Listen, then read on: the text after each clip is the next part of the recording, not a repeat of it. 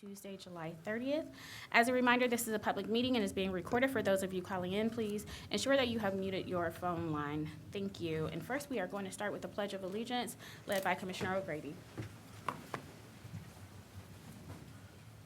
pledge allegiance to the flag of the United States of America and to the republic for which it stands, one nation under God, indivisible, with liberty and justice for all.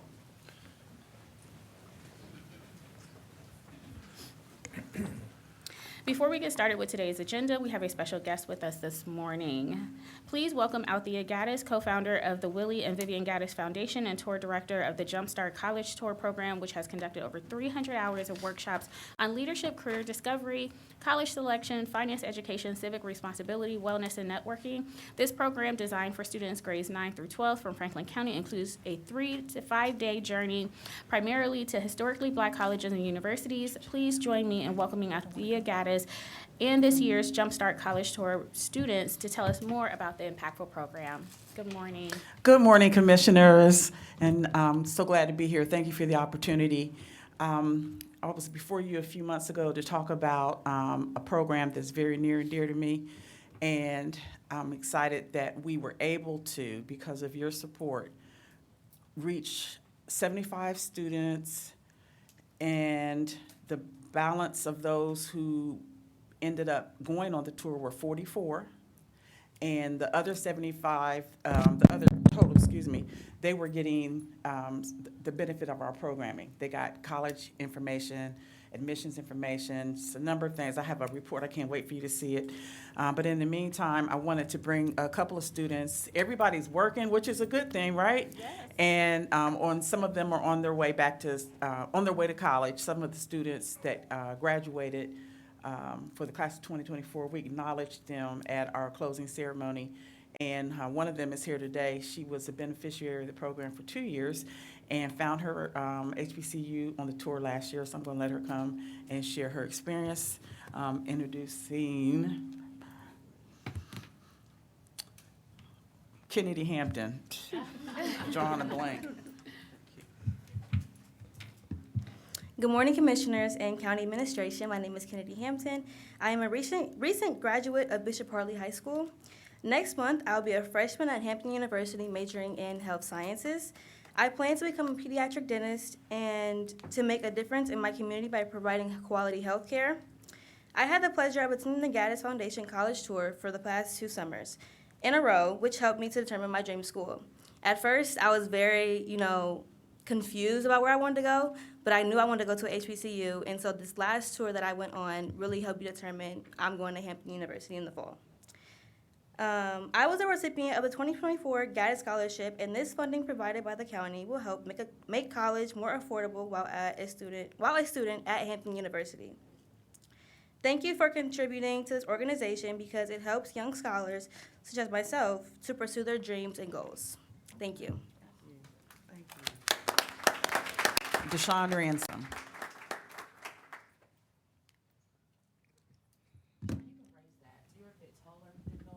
On your right. Let me help you out.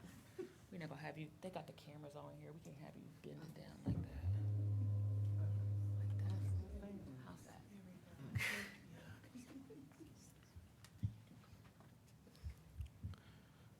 I'm Deshaun Ransom. I attended the trip this June, and the learning experience I learned when I went on the trips, they talked about scholarship opportunities and different things that we can do. So to get the scholarships or grants or whatever we need to help us go to college. Originally I didn't know any HBCUs for real. Only one I knew was Central State. We went on a tour and we learned 6 different other colleges, plus the background of the colleges about like slavery and different other type of things at the college. But it wasn't only that we learned. We learned different connections from the people who talked to us, and they told us the different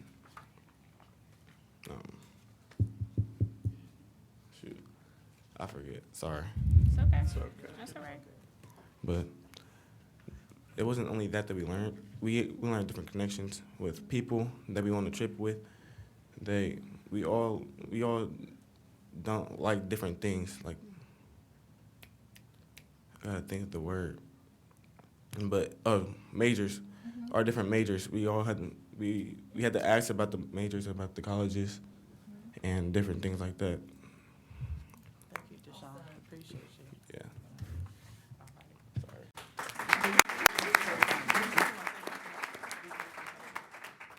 Hello, everyone. Hello. My name is LaToya Cook, and I represent this young man as my son here. So he had the opportunity to attend the HBCU courtesy of the Gaddis Foundation and also courtesy of the commissioner. So I, as a parent, thank you for providing this opportunity for the Gaddis Foundation so I can, have my son have these experiences, something that I would not have been able to do. Taking a week off of work to deal with 75 young scholars, I think I'll leave that to the educators who have the patience to do that. So I want to thank you and also you as well for giving this opportunity.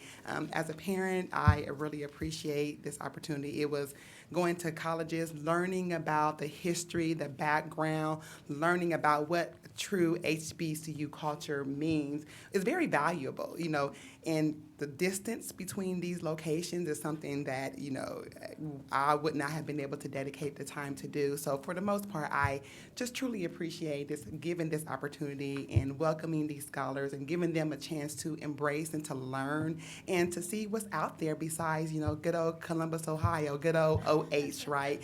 So just having to explore the experience, that's something that now that he'll retain for the rest of his life. He'll be able to say, I went on this HBCU college tour back in June 2024, and this is what I learned. One of the valuable things that I can also appreciate is that he now wants to go to, Alabama State University, and I was like, okay, would not have ever thought about that for him. But for now that he has that knowledge, he's able to understand what an HBCU culture is, exploring the different ones, and just being able to have an experience, enjoying these moments because, as you know, they're limited with children, and it's being able to have opportunities outside of just what you're accustomed to. So, again, I thank you. I appreciate this opportunity, and thank you, Commissioners and Gaddis Foundation. I just wanted to say that we were blessed to have this year 3 former students that were able to interact with the young people that traveled with us this year. I had 2 chaperones who were actually on the tour when they were 15 years old, and they were able to come back and share, and some of the route that we took this year was similar to what they did, and so they were able to lead the students across the Edmund Pettus Bridge and the ceremony that we had at the end of that expression. And then another one of our students that's from here who found Tuskegee University on our tour. She was there, and she graduates in December, but she was able to come and talk to the students about their experience. So we are very grateful. We appreciate the opportunity to pour into young people's lives. We have some fall programming coming up in terms of college essay preparation, which is very much needed, and ACT prep. But we are the Willie and Vivian Gaddis Foundation. We can be located on the web at gaddis4kids.org. That's GADDIS, the numeric number 4 kids, KIDS.org. So thank you very much for your time. Appreciate it.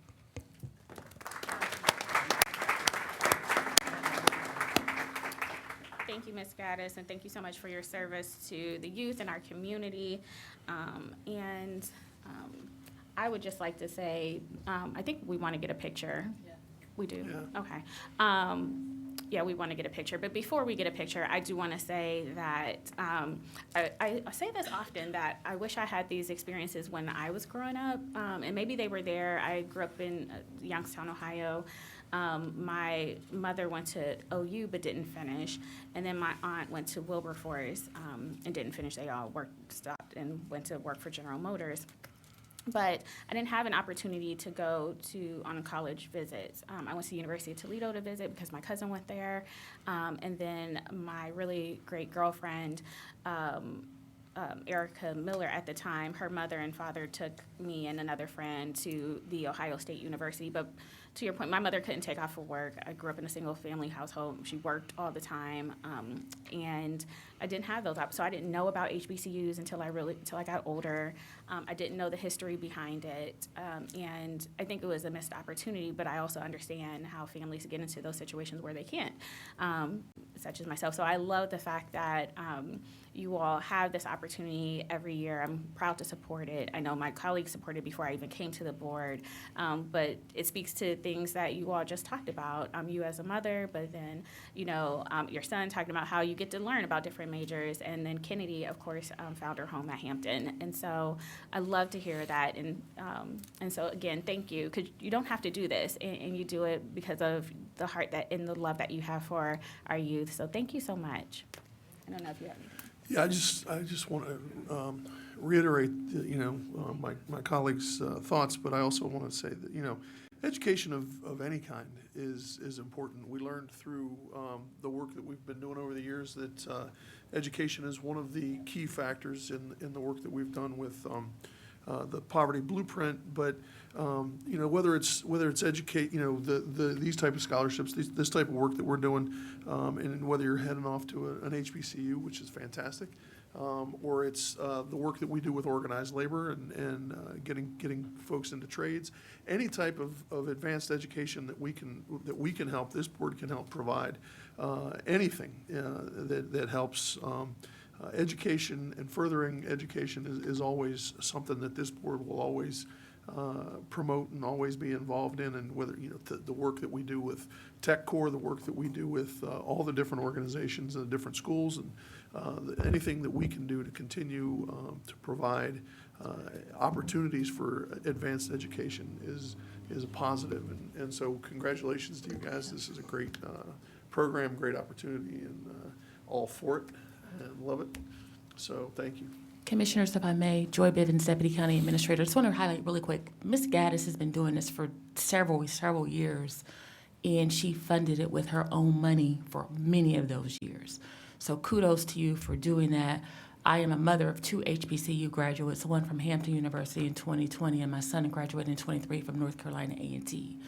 My son, because of the exposure, both of them from HBCUs, my son in 23 was named the #1 HBCU host in the nation, and that afforded him the opportunity to do an interview with Kamala Harris, as well as he will be traveling the country this year with R&B Only Live. Had he not been at an HBCU, he would not have had that exposure. Had my daughter not been at an HBCU, she wouldn't be able to sit in the seat that she sits in right now in the role that she's operating at the job that she works. So we love all education, but there's something about an HBCU that really empowers your confidence, I believe. So thank you. Thank you. All right, let's get a picture. Guys, sit down. I'll go this way. Or we'll just disrupt everybody. It's the routine. It's the routine.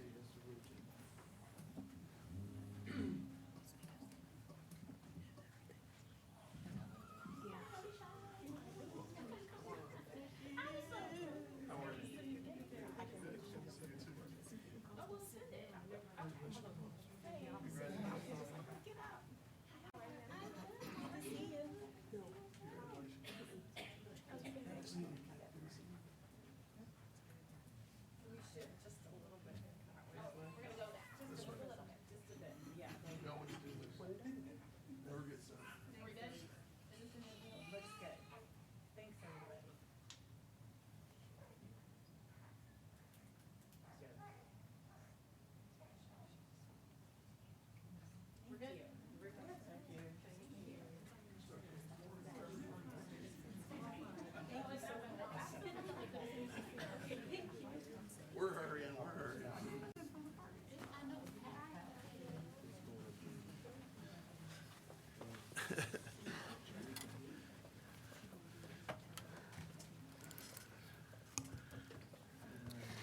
All right, can I get approval of the minutes from April 11th, May 9th, May 23rd, June 6th, 2024 briefing sessions, and the April 2nd, April 16th, April 30th, May 14th, and May 28th, 2024 general sessions? So moved. Second. Moved and seconded voting. Commissioner O'Grady. Yes. Commissioner Crawley. Yes. Thank you. The minutes have been approved. First up, Board of Commissioners. Resolution number 66424.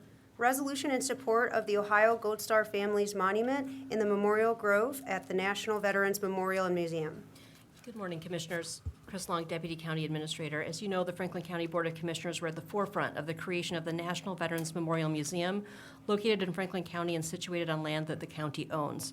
The Board of Commissioners created the Franklin County Room within the National Veterans Memorial Museum and oversaw the plaque and memorial location in both the National Veterans Hall and Memorial Hall. A national effort is underway to assist in the promotion, creation, and implementation of Gold Star Families Memorial Monuments in communities in every state and U.S. territory to provide a space for Gold Star families to call their own in honor of their loved ones and their family. The importance of recognizing Gold Star families cannot be overstated, and it is fitting and important to have a Gold Star Families Memorial Monument at the National Veterans Memorial Museum in the Memorial Grove. Fundraising efforts had been underway for quite some time with both private and public partners, and the county's contribution of $50,000 will allow this monument and memorial to be provided and placed this calendar year. And so with that, I would like to first thank Executive Director Buck Bramlish of connecting all the right folks with from the Veteran Service Commission and the county commissioners with you. And I would like to call up John Benehoff, who is the committee member and finance chair for the Ohio Gold Star Families Monument Committee, and to introduce his guests. You can come up to the platform.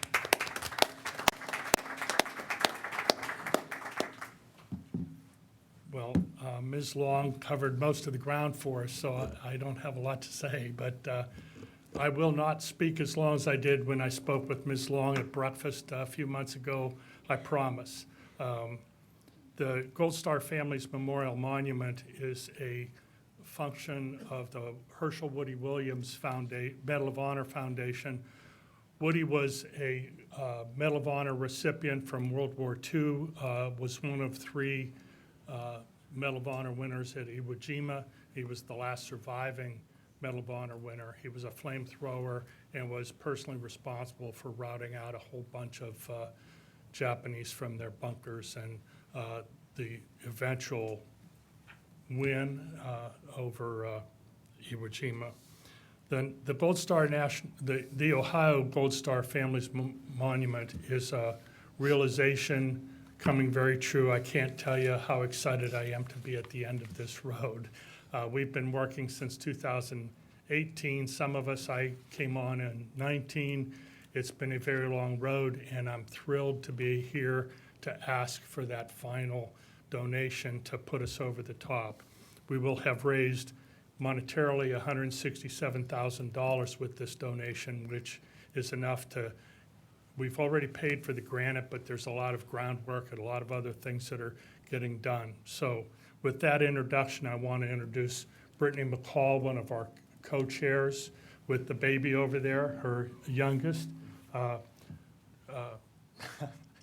Jared F. Smith is our project manager, and Sue Barr from National Honor Flight and North Point Equine Therapy is our programming director. I'm the finance director, which is why I'm making the ask for the money. And as the second son of a second son from Youngstown, Ohio, Okay. and a Navy veteran myself, all of my uncles, but for one, were World War II. Some of them I never met, which is how was my first introduction to Gold Star. My grandmothers were Gold Star moms.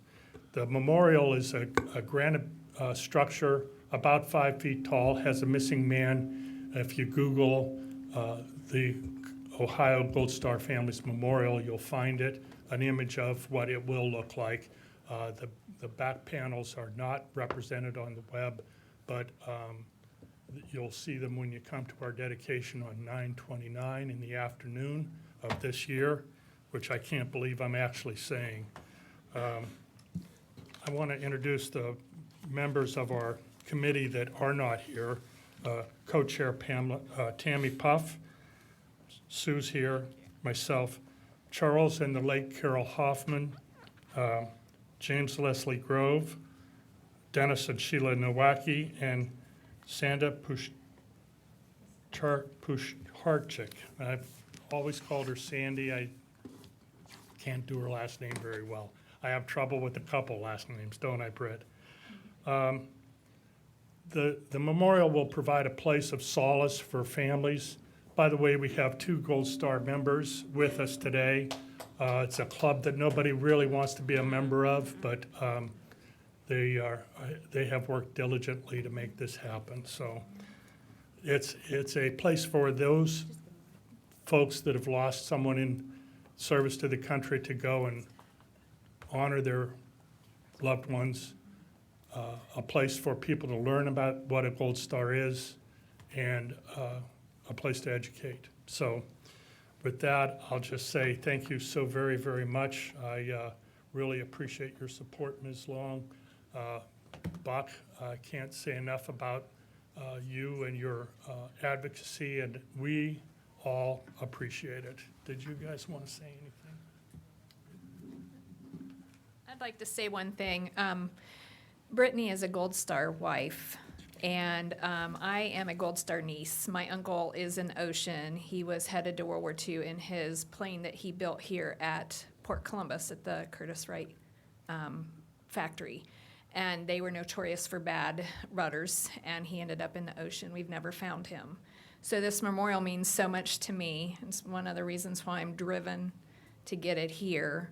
But there are so many more who have sacrificed more than I have. I never met that uncle, but there are wives and husbands and mothers and fathers who have lost loved ones in several wars, and this memorial will honor all of them. So thank you. Pending any questions, commissioners would recommend your approval.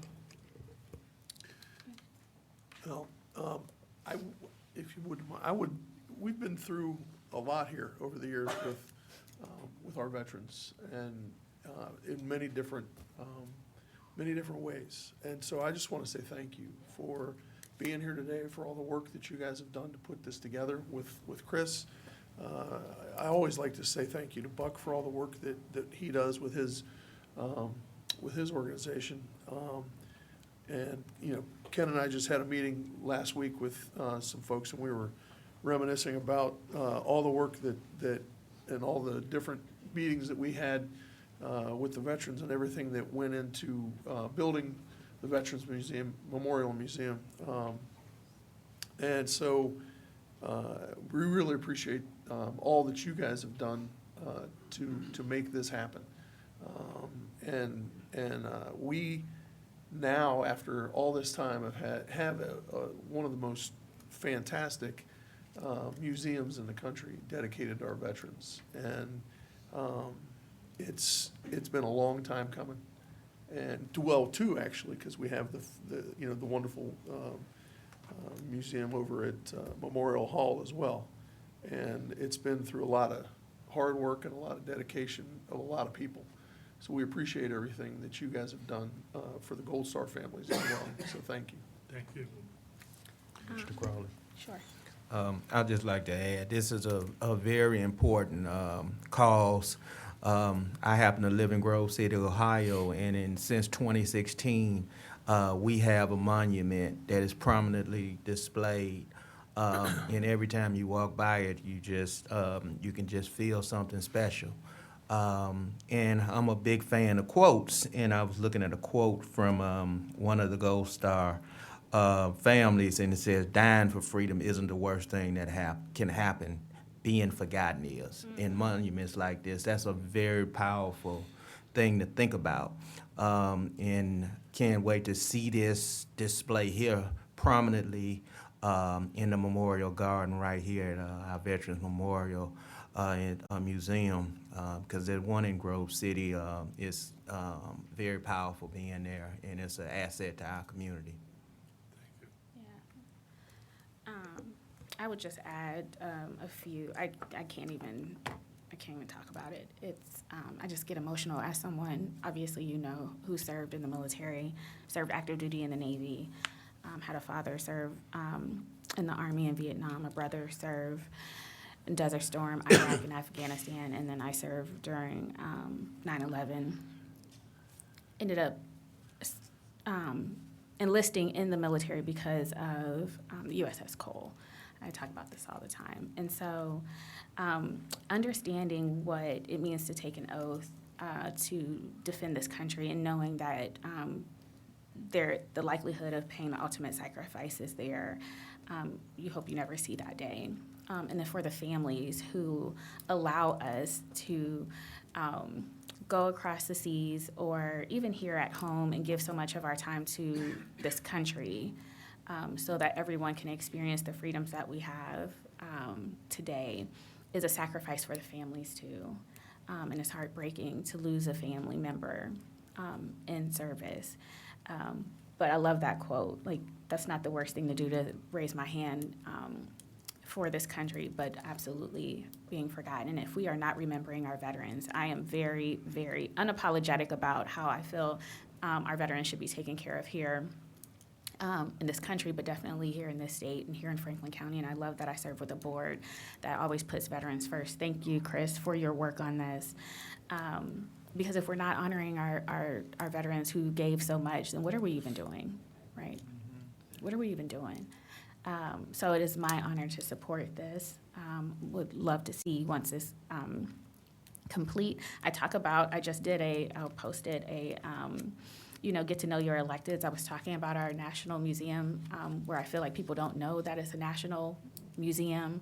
Hopefully people will learn more about it all across the country and see how we're honoring those who served, those who have been forgotten about. But our Veterans Museum tries to lift up their sacrifice. And so really proud of the museum, but to the Gold Star families, I'm sorry for your loss. I thank you for the service of your family members, and they will not be forgotten. And so thank you so much. And if there are no additional comments or questions, I move for approval. Oh, I don't move. I'm not moving. See, look at this. I was going to let you. All right. ahead. If there are no further comments or questions, I will move approval of Resolution 664-24. Second. Moved and seconded voting. Commissioner O'Grady? Yes. Commissioner Crawley? Yes. Resolution number 664-24 has been adopted. Thank you.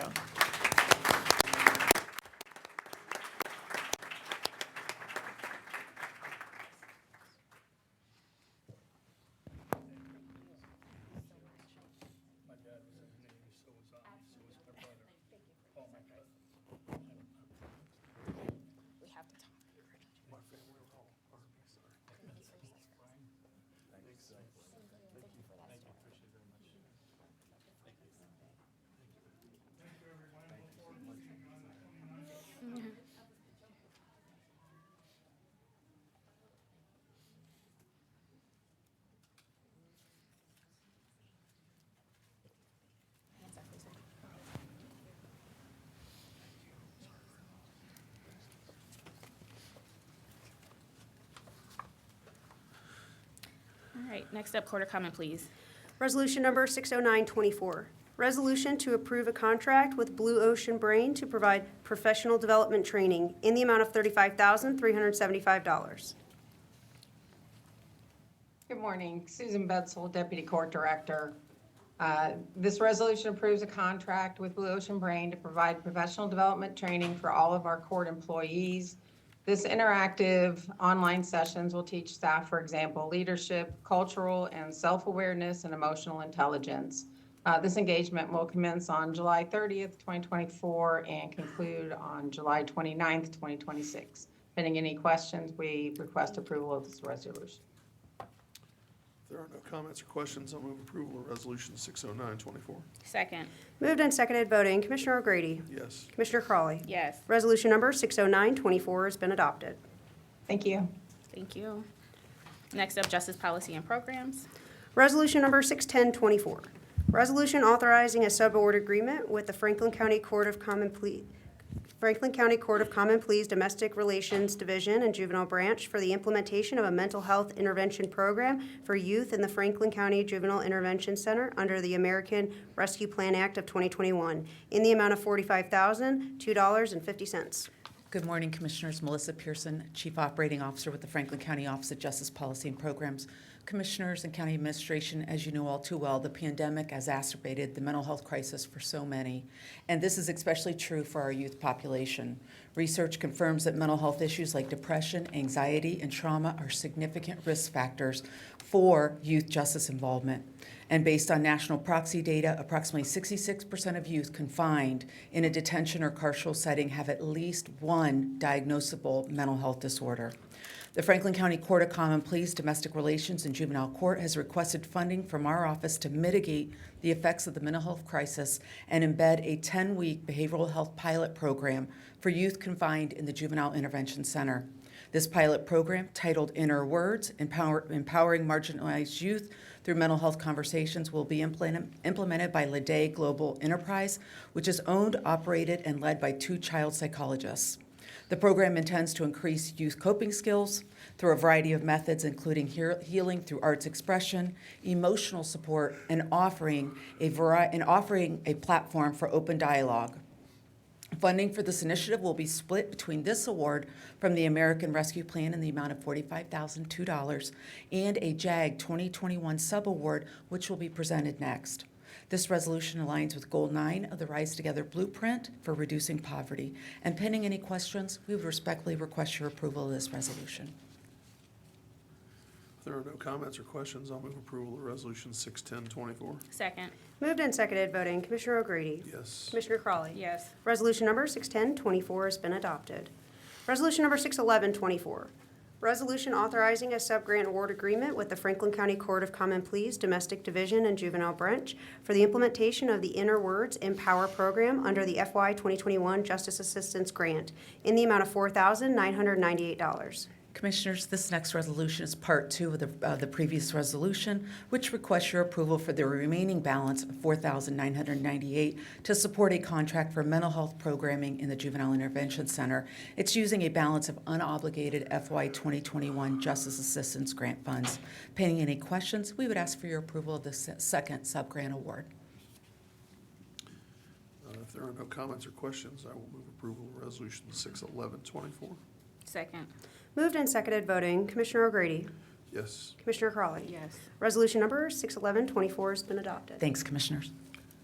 Thank you. Next up, Domestic Relations. Resolution number 61224. Resolution authorizing a contract with Lede Global Enterprise, LLC, in the amount of $50,000. Good morning, Commissioners. Barb Reeves, Deputy Director.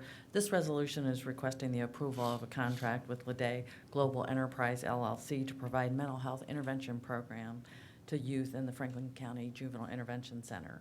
Pending any questions, the court requests the approval of this resolution. If there are no comments or questions, I'll move approval of Resolution 61224. Second. Moved and seconded, voting Commissioner O'Grady. Yes. Commissioner Crawley. Yes. Resolution number 61224 has been adopted. Resolution number 61324. Resolution authorizing contracts for attendance services with Canal Winchester Schools, Gahanna Jefferson Public Schools, Groveport Madison Schools, Hilliard City Schools, New Albany Plain Local Schools, Reynoldsburg City Schools, and Southwestern City Schools in the amount of $304,322. This resolution is requesting the approval of 7 contracts with the various school districts to provide intervention services. The school districts will reimburse the court for 50% of the salary costs for each of the truancy officers.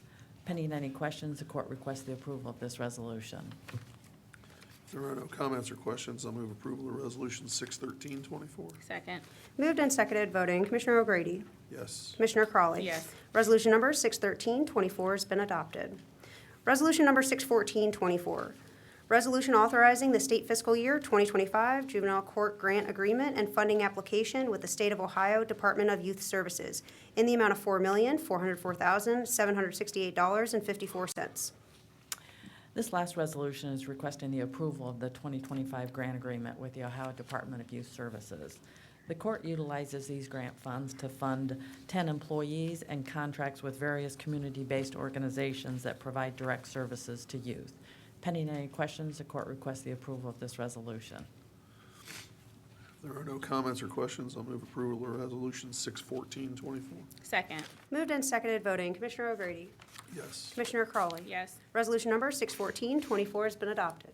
Thank you, Commissioners. Thank you. Have a good one. Next up, we have the engineer. We have a public hearing for Resolution 615-24. Can the clerk please read the public hearing?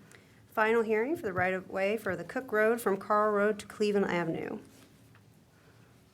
I would like to open up the public hearing for this resolution. Is there anyone here or online who would like to speak at this public hearing?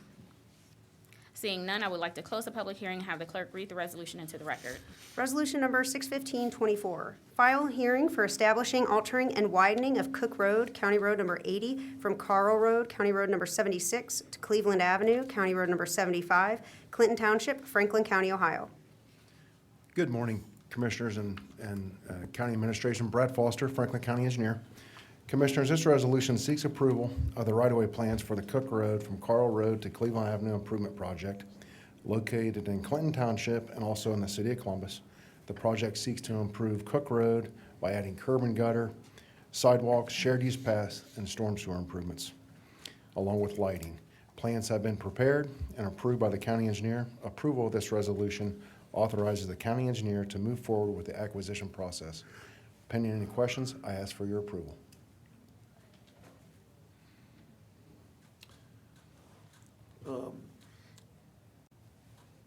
If there are no comments or questions, I'll move approval of Resolution 615-24. Second. Moved and seconded, voting Commissioner O'Grady, Yes. Commissioner Crawley. Yes. Resolution number 615-24 has been adopted. Thank you. We have a public hearing for Resolution 616-24. Can the clerk please read the public hearing? Final hearing to vacate the right-of-way for Bixby Road. I would like to open up the public hearing for this resolution. Is there anyone here or online who would like to speak to this public hearing?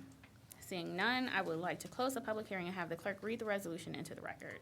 Resolution number 616-24, petition filed for the vacation of a portion of existing right-of-way adjoining 5656 Bixby Road, Madison Township, Franklin County, Ohio. Commissioners, a petition has been filed with the Board of Madison Township Trustees for the vacations of portions of right-of-way adjoining the property located at 5656 Bixby Road. No objections to the vacation were filed.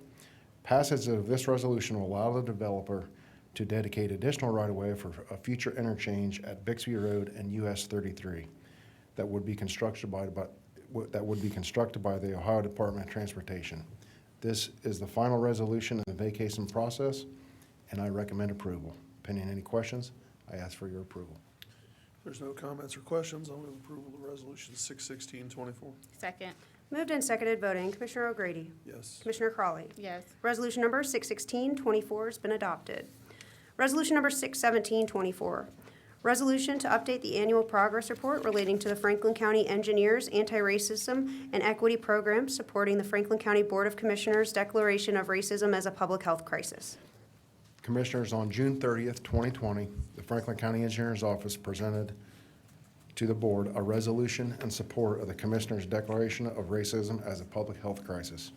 In conjunction with the resolution, the Engineers Office also launched the Franklin County Engineers Anti-Racism and Equity Program, which stated the Franklin County Engineer and the Engineers Office would take positive, measurable action as detailed in the Franklin County Engineers Anti-Racism and Equity Program, with updates and reports on progress to the board on an annual basis.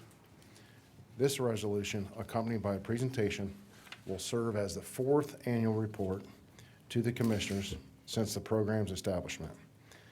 At this time, I would like to invite Simone Burley up to provide some positive and measurable steps about the program that we've taken over the last year. Simone? Good morning, Commissioners and County Administration. I'm going to give a brief update of what we've been doing for the past year in the diversity, equity, and inclusion space. I'm going to start with our workforce team first. And we have a couple initiatives within the workforce team pillar of our initiatives. And the first one I want to talk about is our mentorship program. We are now in our 9th cohort, getting ready to start that in about 2 weeks. That program continues to be very successful in our agency, and it allows for not only career development, if people so choose to use it that way, but also a way for us to get to know each other on a personal and professional level so that we can continue to provide excellent service to our constituents and residents of Franklin County. And also, we have our Bridge the Gap Committee, which is essentially our employee resource group. That continues to be a very successful initiative as well. Some things that we do within our committee, we volunteer at St. Stephen's House, usually around the Thanksgiving holiday of every year. We have dessert auctions where we donate the proceeds to the Mid-Ohio Food Collective. At our Touch a Truck event every year, we partner with the Columbus Diaper Coalition and have diapers and wipes distributed to people in need in Franklin County. We also continue our partnership with Crystal Ray Columbus High School, and we will be taking another cohort this year of interns with that program. And also, we provide statements and not workshops, but every week we have a staff meeting. And at the staff meeting, I give talks about different topics on diversity and inclusion. It could be the Martin Luther King holiday. It could be Women's History Month, Black History Month. I have a platform where I can share information about those things as well every week at our staff meetings. And lastly, in our workforce pillar, we do diversity and inclusion training. We will be implementing that training again this year. It'll start in September and run through October, and that continues as well. I'm going to move on to our procurement pillar, and we continue our Franklin County Engineers Equitable Business Enterprise Program for our locally funded projects. Those programs have goals those projects, have goals assigned to them to encourage minority participation. And not only our construction projects, but all of our spend we track, and I report to our administration on a monthly basis where we are at. Compared to last year we ended at 12.88% participation. As of May of this year, we were at 15.57%, so we are on track to exceed our goal from last year, so that's very exciting.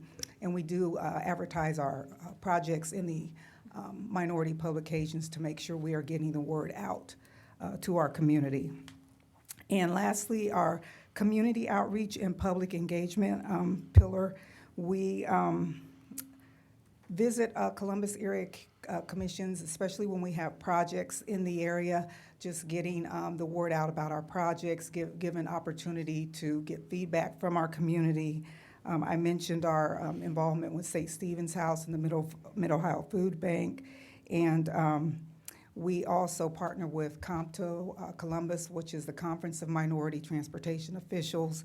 We have a very active role with that organization, and then also our Small Government Infrastructure Improvement Program, where we partner with small municipalities to get their infrastructure needs met. Most recently, the Village of Urban Crest. And that concludes my report. Thank you. Thank you. Engineer, I just want to commend your office. For several years, you all have been, since you implemented this policy, working to improve your outreach to small and minority vendors. You've been very intentional about it. You all have done things like been highly involved in the Columbus Conference for Minority Transportation Officials, for example, COMTO. So, Sonia, you in particular I want to give recognition to because I've seen you over the last couple of years at numerous events representing the Franklin County and the Engineer's Office. I also want to point out that you all have been active in trying to recruit younger people into the field. So I just want to say that you all have not just adopted a resolution and not acted upon it. You all have taken very intentional steps to increase the visibility as well as the spend of your office in the community at large, and has been very aligned with the goals of the commissioners as far as economic inclusion is concerned. Thank you, President Crowley, Commissioner Gray. Thank you. I would just say ditto to what Administrator Wilson said.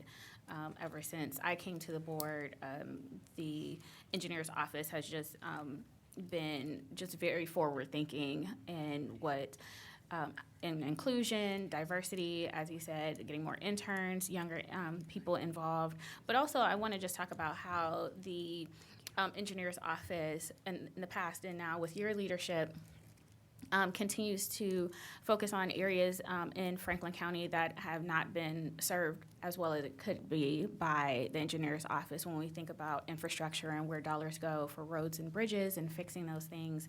And so just really appreciate your office for continuing to be committed to addressing communities that have been divested from or disinvested in over time and bringing equity as it relates to roads and bridges. So just really appreciate your leadership. I know you haven't been there that long, but you have been very forward-thinking in this little bit of time. I know we had a meeting, looking forward to seeing meeting in person here soon, but just really appreciate the leadership from your office. And I think it, especially as it relates to the board declaring racism as a public health crisis, I think the engineer's office has just been one where all of the other agencies, 34 other agencies, really could look to see what it looks like to have an inclusive environment, but also you all created a statement, you put teeth to it, and you really have been really forward-thinking. And so thank you also, Simone, I see you everywhere as well. You're visible representing the engineer's office in a really great way. And so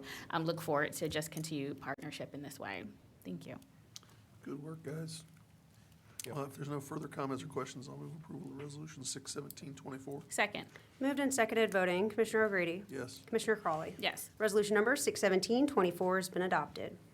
Resolution number 61824, Corda Nemeth Engineering Incorporated, consulting engineers appointed to assist the Franklin County engineer by providing engineering design services for the Lancaster Avenue 0.04 over French Run Improvement Project, Truro Township, City of Reynoldsburg, Franklin County, Ohio, in the amount of $286,724. Commissioners, the next resolution seeks approval of a contract with Corda Nemeth Engineering to assist the Franklin County engineer with engineering and design service for Lancaster Avenue over French Run Bridge Project. Corda Nemeth is chosen via engineer's qualification-based selection process. Approval of this agreement will allow us to move forward with a detailed design of this bridge. Pending any questions, I ask for your approval. There are no comments or questions. I'll move approval of Resolution 61824. Second. Moved and seconded, voting. Commissioner O'Grady. Yes. Commissioner Crawley. Yes. Resolution number 61824 has been adopted. Resolution number 61924, American Structure Point Incorporated, consulting engineers appointed to assist the Franklin County engineer with construction inspection services for improvements on the Trayview Road, 10.77 over Scioto River and 10.89 over Scioto Point Drive improvement project, Norwich Township and Franklin Township, Franklin County, Ohio, in the amount of $1,139,536. Commissioners, this resolution seeks approval of a contract with American Structure Point for construction inspection services for the Trayview Road over Scioto River and Scioto Point Drive bridge project. American Structure Point was selected utilizing the ODOT's qualification-based selection process. The total cost of this contract will not exceed $1,139,536. Pending any questions, I ask for your approval. If there are no comments or questions, I'll move approval of Resolution 61924. Second. Moved and seconded, voting. Commissioner O'Grady. Yes. Commissioner Crawley. Yes. Resolution number 61924 has been adopted. Resolution number 62024, resolution endorsing applicants submitted by County Engineer Brad Foster on behalf of Franklin County Mid-Ohio Regional Planning Commission, attributable federal funding of road and bridge projects. Commissioners, next is our biannual resolution that authorizes the county engineer to submit applications to the Mid-Ohio Regional Planning Commission for federal attributable funding for road and bridge projects. Applications will be made in the fall, with awards to be made later this year. Pending any questions, I ask for your approval. If there are no comments or questions, I'll move approval of Resolution 62024. Second. Moved and seconded, voting. Commissioner O'Grady? Yes. Commissioner Crawley? Yes. Resolution number 62024 has been adopted. Resolution number 62124, report first of the Franklin County Engineer establishing sums of compensation for a portion of the owners of property abutting the Renner Road, County Road number 27, from Alton and Darby Creek Road, County Road number 272, to Spindler Road, County Road number 153, Improvement Project, Norwich Township, Franklin County, Ohio, in the amount of $349,900. Commissioners, this resolution seeks compensation for one property owner abutting the Renner Road project. This Franklin County Improvement District project is funded by OPWC and private development dollars. It is located in Norwich Township and seeks to improve Renner Road with the addition of a two-way left-hand turn lane, drainage upgrades, pedestrian infrastructure, and also replace the structure over Clover Grove Ditch. We negotiated with the property owner, and compensation is based upon fair market value for the entire parcel and relocation services. Pending any questions, I would ask for your approval. Well, if there are no comments or questions, I'll move approval of Resolution 62124. Second. Moved and seconded, voting. Commissioner O'Grady? Yes. Commissioner Crawley? Yes. Resolution number 62124 has been adopted. Resolution number 62224, resolution awarding contract and approving contract bond to Strasser Paving Company for the Cleveland Avenue Improvement Projects, Dunedin Road to Cook Road, in the amount of $4,701,288.03. Commissioners, this resolution seeks to award a construction contract with Strasser Paving for the Cleveland Avenue Safety Improvement Project located in Clinton Township. Strasser was selected to be a competitive bid process with a bid opening on July 2nd, 2024. This project seeks to improve pedestrian safety and access management along the corridor. Pending any questions, I ask for your approval. If there are no comments or questions, I'll move approval of Resolution 62224. Second. Moved and seconded, voting. Commissioner O'Grady? Yes. Commissioner Crawley? Yes. Resolution number 62224 has been adopted. Resolution number 62324, approval of the replat of the scenic preserve for Lot 56 of the Windrush Creek, Section number 2 subdivision, Jefferson Township, Franklin County, Ohio. Commissioners, our last resolution authorizes the replat of a scenic preserve for Lot 56 in the Windrush Creek subdivision. The replat will change the location of the preserve on the lot. Pending any questions, I ask for your approval. If there are no comments or questions, I'll move approval of Resolution 62324. Second. Moved and seconded, voting. Commissioner O'Grady? Yes. Commissioner Crawley? Yes. Resolution number 62324 has been adopted. Thank you very much. Thank you. We are going to come back to the prosecuting attorney's office, and we are going to move forward with Franklin County Data Center. Resolution number 62424, resolution authorizing a supplemental contract agreement with Brown Enterprise Solutions and a master service agreement with Valmail Incorporated for the procurement of an email security solution in the amount of $118,534.23. Good morning, Julie Lust with the Franklin County Data Center, and with me today is Franklin County Data Center CIO Adam Frumpkin. This software will add an additional layer of email authentication and anti-spoofing protection to our Zero Trust security program. It will also increase the number of domains authorized to send bulk emails on behalf of the county. The solution ensures that only authorized senders can send emails on behalf of our domain, reducing phishing and spoofing risk. While our current infrastructure provides this service, we will reach the limit provided by our DNS service soon, and this solution will enable us to provide this layer of protection into the future. Pending any questions, we respectfully request your approval of this resolution. If there are no comments or questions, I'll move approval of Resolution 62423. Second. Oh, Commissioner, Or, 624. I'm sorry, 62424. second. Sorry. Moved and seconded, voting. Commissioner O'Grady? Yes. Commissioner Crawley? Yes. Resolution number 62424 has been adopted. Resolution number 62524, resolution authorizing the county administrator to accept the National Association of State Procurement Officials participating addendum through Cellco Partnership, doing business as Verizon Wireless. Thank you. And this is just an administrative agreement so that it will allow us to more effectively interact with Verizon. If there are no comments or questions, I'll move approval of Resolution 62524. Second. Moved and seconded voting. Commissioner O'Grady? Yes. Commissioner Crawley? Yes. Resolution number 62524 has been adopted. Thank you, Commissioners. Thank you. Next up, Emergency Management Agency. Resolution number 62624, resolution authorizing a non-general fund supplemental appropriation related to State Homeland Security Law Enforcement Grant Award extensions. Good morning, Commissioners. Jeff Young, representing Franklin County Emergency Management and Homeland Security. This resolution is a supplemental appropriation that addresses previously approved Homeland Security grants that were set to expire in 2024. Recently, the state of Ohio secured a grant extension, and in order for us to continue to utilize these funds for Homeland Security preparedness projects, we need to request a supplemental appropriation. I'll gladly answer any questions you may have and ask for your approval.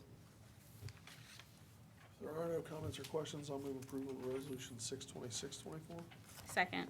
Moved and seconded voting. Commissioner O'Grady? Yes. Commissioner Crawley? Yes. Resolution number 62624 has been adopted. Thank you. Thanks, Director. Thank you. Next up, Law Library.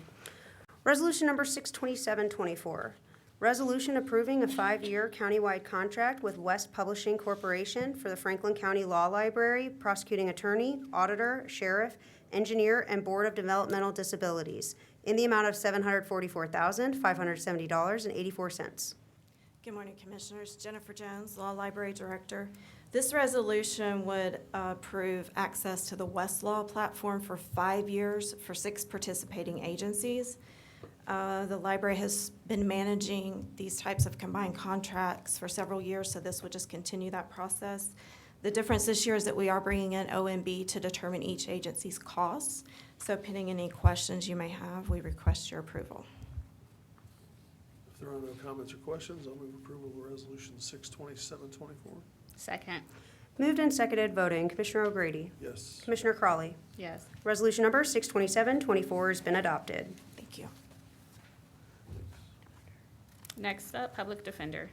Resolution number 62824, resolution authorizing a 1-year contract between the City of Columbus, the Franklin County Board of Commissioners, and the Franklin County Public Defender Commission in the amount of $656,499. Good morning, Commissioners and County Administrators.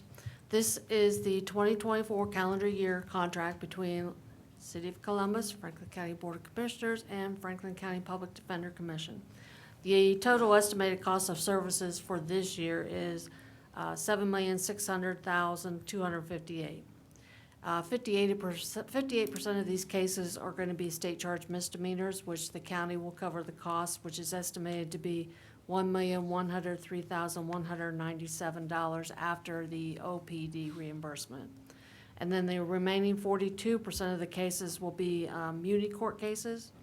After state reimbursement and the obligation from last year's reconciliation, the contract today is $656,459. Pending any questions, I respectfully ask your approval for this resolution. If there are no comments or questions, I'll move approval of Resolution 62824. Second. Moved and seconded voting. Commissioner O'Grady? Yes. Commissioner Crawley? Yes. Resolution number 62824 has been adopted. Thank you. Thank you. Next up, Office on Aging. Resolution number 62924, resolution authorizing an agreement with 11 providers for moving and cleaning services in the amount of $275,000. Good morning, Commissioners and County Administration. Larice Cohen's Chief Financial Officer for the Office on Aging. In 2024, Franklin County opened up a request for proposal for residential and biohazard cleaning services, as well as moving services. In accordance with RFP 2024-1122, to provide residential services to Franklin County residents, it was competitively bid through Franklin County's Purchasing Department. The bid opening date was June 12, 2024. We received 11 bid proposals, and all 11 were approved. The contract agreement allows contractors to provide residential cleaning services and bid on individual service needs for biohazard cleaning services and moving service on an as-needed basis. The Franklin County Office on Aging wishes the authorization of these 11 contracts to provide these services for Franklin County residents not to exceed the dollar amount of $275,000 for the time period of July 30th 2024 through July 29, 2026, with 3 optional 1-year extension periods. This resolution supports goal number 5 of the Franklin County Rise Together Blueprint. And pending any questions, we ask for your approval of this resolution. If there are no comments or questions, I'll move approval of Resolution 62924. Second. Moved and seconded, voting. Commissioner O'Grady? Yes. Commissioner Crawley? Yes. Resolution number 62924 has been adopted. Resolution number 63024, resolution authorizing a first contract extension agreement with Point and Pay LLC for an online payment acceptance system in the amount of $18,000. Thank you. Point and Pay LLC provides an online payment system so that residents and family may continue to make their co-payments for services without interruption. The Office on Aging entered an agreement with Point and Pay on September 15, 2020, under the Approval Resolution 0623-20 for an authorized use of an online payment system. The Franklin County Office on Aging wishes to extend the authorization of extension number 1 with Point and Pay for these services not to exceed the dollar amount of $18,000 through December 31st, 2024, with 2 1-year extension periods remaining. Pending any questions, we also ask for your approval of this resolution. If there are no comments or questions, I'll move approval of Resolution 63024. Second.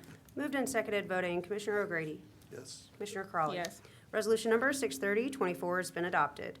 Resolution number 63124, resolution authorizing a contract extension number 2 with Duraline Medical Products Incorporated for incontinence supplies in the amount of $1,400,000. Thank you. The Franklin County Office on Aging administers the Senior Options Program, which provides various services to senior residents with Franklin County, but not limited to the supply of incontinence supplies. FCOA entered an original contract agreement with Duraline Medical Products on August 30th, 2022, under the Approval Resolution 0608-22 for the provision of providing incontinence supplies. The term of the original contract was for 1 year with 4 optional 1-year renewal terms. The Office on Aging wishes the authorization of this contract extension number 2 with Duraline in the total amount not to exceed to $1.4 million. The term will be for 1 year, beginning September 1st, 2024 through August 31st, 2025, and includes an allowable rate of 1.5% increase for the vendor. This resolution supports goal number 9 of the Franklin County Rise Together Blueprint, and pending any questions, we seek your approval of this resolution. If there are no comments or questions, I'll move approval of Resolution 63124. Second. Moved and seconded, voting. Commissioner O'Grady? Yes. Commissioner Crawley? Yes. Resolution number 63124 has been adopted. Thank you. Thank you. Next up, child support. Resolution number 63224, resolution authorizing contract extension number 2 with Counterpoint Mediation Services LLC for professional mediation services in the amount of $45,000. Good morning, Commissioners, County Administration, Susan Brown, representing the Child Support Program. This resolution requests your consideration in approving a second contract extension with Counterpoint Mediation Services, LLC, for professional services using access and visitation funds to provide mediation for parents who wish to establish a parenting time order at the same time or any time after a child support order is established. The Ohio Department of Job and Family Services received a grant from the U.S. Department of Health and Human Services, grants to states for access and visitation programs to enhance parenting time between children and non-custodial parents. The CSEA applied for and received an award to provide such services through a contract with Counterpoint Mediation Services in accordance with the application proposal. The CSEA received notice of a renewal of funding effective July 1st, 2024 from the grant section of the Office of Child Support and wishes to execute the second contract extension with Counterpoint Mediation Services. The CSEA Access and Visitation Program relates to the Rise Together Blueprint Goal number 13, and pending any questions, I ask your approval of this resolution. If there are no comments or questions, I'll move approval of Resolution 63224. Second. Moved and seconded, voting. Commissioner O'Grady? Yes. Commissioner Crawley? Yes. Resolution number 63224 has been adopted. Resolution number 63324, Resolution authorizing a vendor contract with the Center of Science and Industry for services pertaining to the hosting of the Franklin County Family Empowerment Day in the amount of $7,503.55. This resolution requests your consideration in approving a facility contract with COSI or the Center for Science and Industry in the amount of $7,503.55. The Franklin County Child Support Agency, in partnership with all Franklin County Health and Human Services agencies, will hold the Franklin County One Door Family Empowerment Day event at COSI on August 14th, 2024. As part of the contract, COSI will provide passes for 250 guests, tables, chairs, and parking. The event will provide an opportunity for the Franklin County Health and Human Services agencies to advance the One Door goal to improve the well-being and increase economic mobility among Franklin County residents by streamlining access to stabilization services while partnering with community providers and the Franklin County Human Resources Department to offer additional holistic services and employment opportunities. This will mark the 12th year for the Franklin County Empowerment Day and Resource Fair, and the first year is a collaborative effort with all the HHS agencies. This is a free event, open to all residents, and will focus on providing resources, services, county employment, and educational opportunities to the families we serve while providing access to the exhibits and all of the activities that COSI has to offer. Pending any questions, I request that this resolution be approved. If there are no comments or questions, I'll move approval of Resolution 633-24. Second. Moved and seconded voting. Commissioner O'Grady. Yes. Commissioner Crawley. Yes. Resolution number 633-24 has been adopted. Thank you. Thank you. Next up, Office of Diversity, Equity, and Inclusion. Resolution number 634-24. Resolution authorizing a contract amendment with the National African American Male Wellness Agency to support the Black Men's Wellness Day promotional and marketing materials in the amount of $5,000. Good morning, Commissioners and County Administration. D'Amica Withers, Chief Economic Equity and Inclusion Officer in the Office of Diversity, Equity, and Inclusion. The African American Male Wellness Agency Black Men's Wellness Day 5K Walk and Run to help save Black men's lives is being held on Saturday, August 10th, 2024. The board approved a grant agreement for Black Men's Wellness Day on May 21st, 2024 with resolution number 042924. This resolution will support a contract amendment for that agreement to assist in the purchase of t-shirts, promotional items, and marketing for Black Men's Wellness Day. We currently have a little over 150 Franklin County employees registered to participate. That number does not include their family and friends in the Black Men's Wellness Day Walk to support their families who receive health screenings for blood pressure, glucose, HIV, STD, STI testing, and prostate cancer for free, as well as participation in the 5K Walk and Run. This resolution supports the Rise Together Poverty Blueprint Goal number 9, reducing the overall incidence and racial disparities and occurrences of preventable diseases and trauma, and improving the health of those living with chronic mental, physical, and behavioral health conditions among those struggling financially. Pending any questions, I respectfully request your approval on this resolution. Commissioners, just really quick if I may. Joy Bivens, Deputy County Administrator of Health and Human Services. Just wanted to make sure that all of Franklin County knows that the Columbus Metropolitan Housing Authority has issued a challenge to the Franklin County Board of Commissioners that they will have the most walkers on the African American Wellness Walk Day. I am publicly saying that they will not. They're going to start calling it the Franklin County Walk Day because we're going to have so many folks there. So I would encourage everyone to please sign up through HR if you are planning on walking on the day, and make sure that your family members get screened. Absolutely. Thank you, DCA Bivens. And that's for all 35 agencies. I want to have all of them included, all 35. All 35. Yes. Thank you. All right. If there are no further comments or questions, I will move approval of Resolution 634-24. Second. Moved and seconded voting. Commissioner O'Grady. Yes. Commissioner Crawley. Yes. Resolution number 634-24 has been adopted. Thank you. Thank you.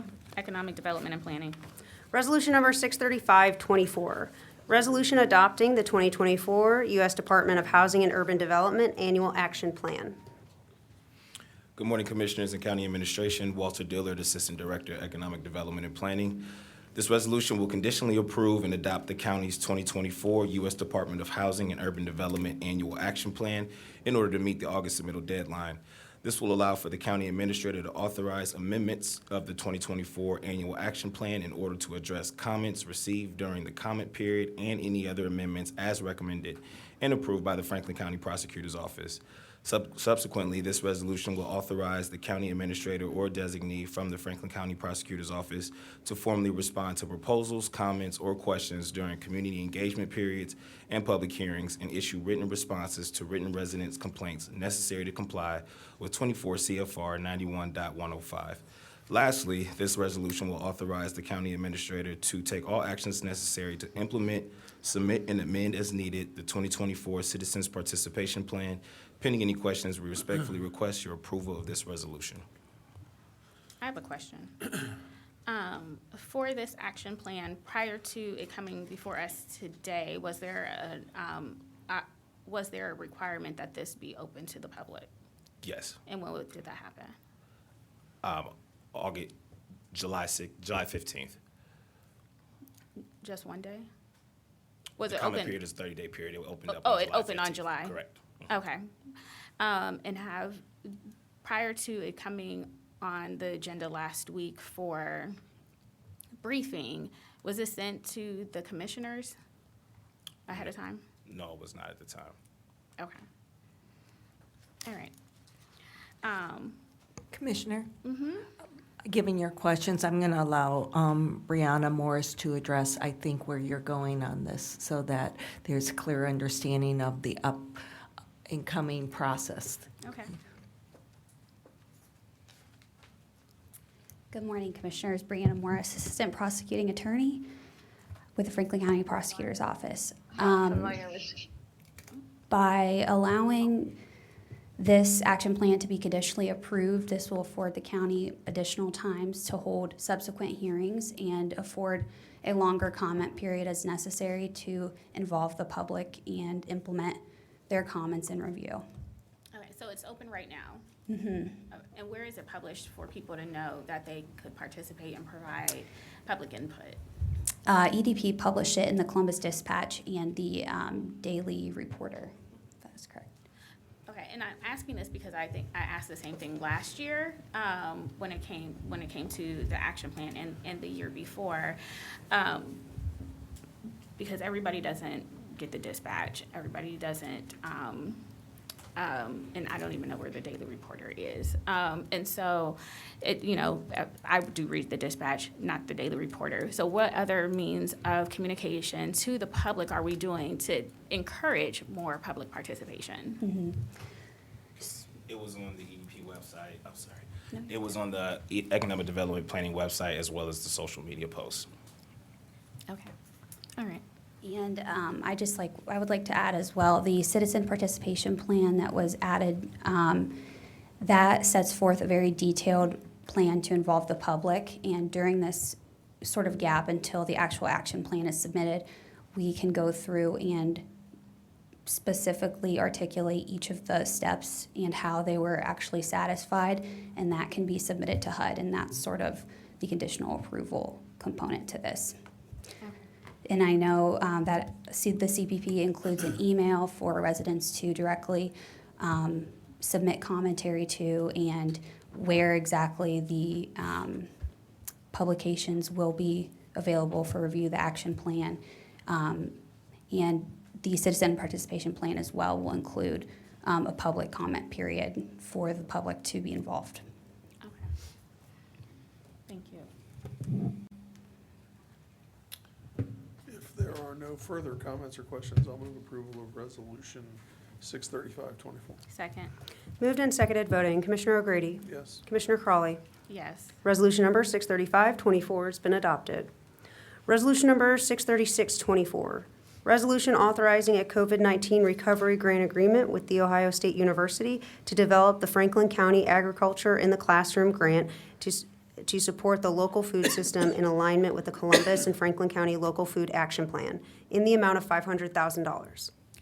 Good morning, Commissioners and County Administrators. Emmanuel Torres, Assistant Director of Economic Development and Planning. And this resolution will authorize a $500,000 grant agreement to The Ohio State University. The grant will incentivize, fund, and support agriculture, workforce, and educational programs in Franklin County's pre-K to 12 schools to train the next generation of farmers and growers. This resolution aligns with goal number 10 of the Franklin County's Rise Together Blueprint. The agreement term is set from July 1st, 2024 through June 30th, 2026. With us today, we have Timothy McDermott, who is an Assistant Director of Agriculture and Natural Resources for OSU Extension. Should you have any questions, and pending any, I respectfully request your approval of this resolution.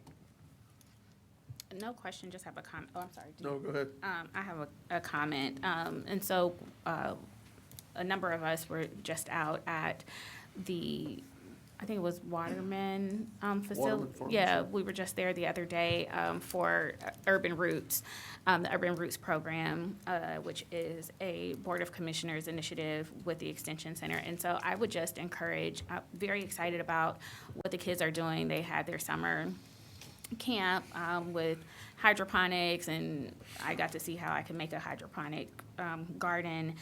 But I think the year-round program is aligned with this initiative, and so I see that we have Timothy McDermott on for representing the Extension Center at OSU.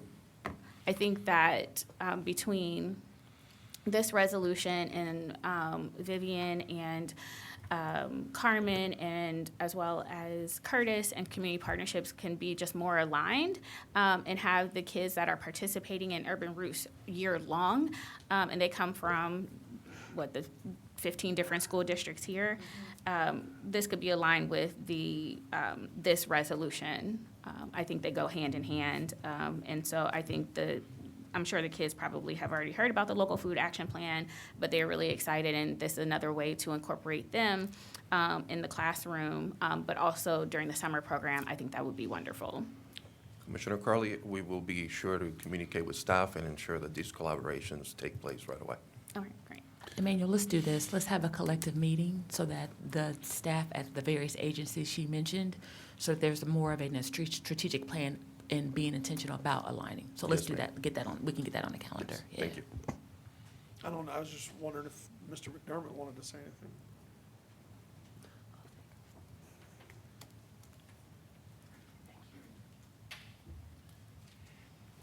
Good morning, Commissioners and County Administrators. My name's Tim McDermott. I'm an Assistant Professor for OSU Extension Franklin County. I would like to say on behalf of the teachers and students in Franklin County Schools, thank you for your tremendous support over the years and the infrastructure and the materials that this will support putting agriculture in their classrooms and engaging them in the opportunities in agriculture, Ohio's #1 industry. And I'll be working very closely with Solomon and Urban Roots as well. His office is right down the hall from mine. And this will be the ability for the kiddos to tremendously have that experiential component, not just sort of outside of the classroom, but daily inside the classroom, normalizing agriculture to the students in the classrooms. And it wouldn't be possible without your support, and I thank you very much for that. Absolutely. Appreciate all the work you guys have been doing over the years. It's a great collaboration. All right, if there's no further comments or questions, I'll move approval of Resolution 636-24. Second, Moved and seconded voting. Commissioner O'Grady? Yes. Commissioner Crawley? yes. Resolution number 636-24 has been adopted. Resolution number 637-24, resolution authorizing a funding service agreement between the Franklin County Board of Commissioners and the Community Development Collaborative of Greater Columbus to provide community housing development organization support in Franklin County in the amount of $18,569.23. This is a contract with the Community Development Collaborative of Greater Columbus to provide community housing development organization support in Franklin County. ACHODO is a private nonprofit community-based organization that has staff with the capacity to develop affordable housing for the community it serves. This agreement will be authorized to be executed in 2024, but is intended to ratify all services provided from January 1, 2022 and ending on December 31st, 2022 in the amount of $18,569.23. Pending any questions, we respectfully request your approval of this resolution. If there are no comments or questions, I'll move approval of Resolution 637-24. Second, Moved and seconded voting. Commissioner O'Grady? Yes. Commissioner Crawley? Yes. Resolution number 63724 has been adopted. Resolution number 63824, resolution authorizing a funding service agreement between the Franklin County Board of Commissioners and the Community Development Collaborative of Greater Columbus to provide community housing development organization support in Franklin County in the amount of $46,200. Yes, this again is a contract with the Community Development Collaborative of Greater Columbus to provide community housing development organization support in Franklin County. This agreement will be authorized to be executed in 2024, but the intended to ratify all services provided from January 1, 2023, and ending in December 31st, 2023, in the amount of $46,200. Pending any questions, we respectfully request your approval of this resolution. If there are no comments or questions, I'll move approval of Resolution 63824. Second. Moved and seconded, voting. Commissioner O'Grady. Yes. Commissioner Crawley. Yes. Resolution number 63824 has been adopted. Resolution number 63924, resolution authorizing the Franklin County Administrator to execute on behalf of the Franklin County Commissioners the attached discharge of mortgage instrument for Tina Marie Woods, also known as Tina M. Woods, at 4030 Engadine Avenue, Columbus, Ohio, 43223.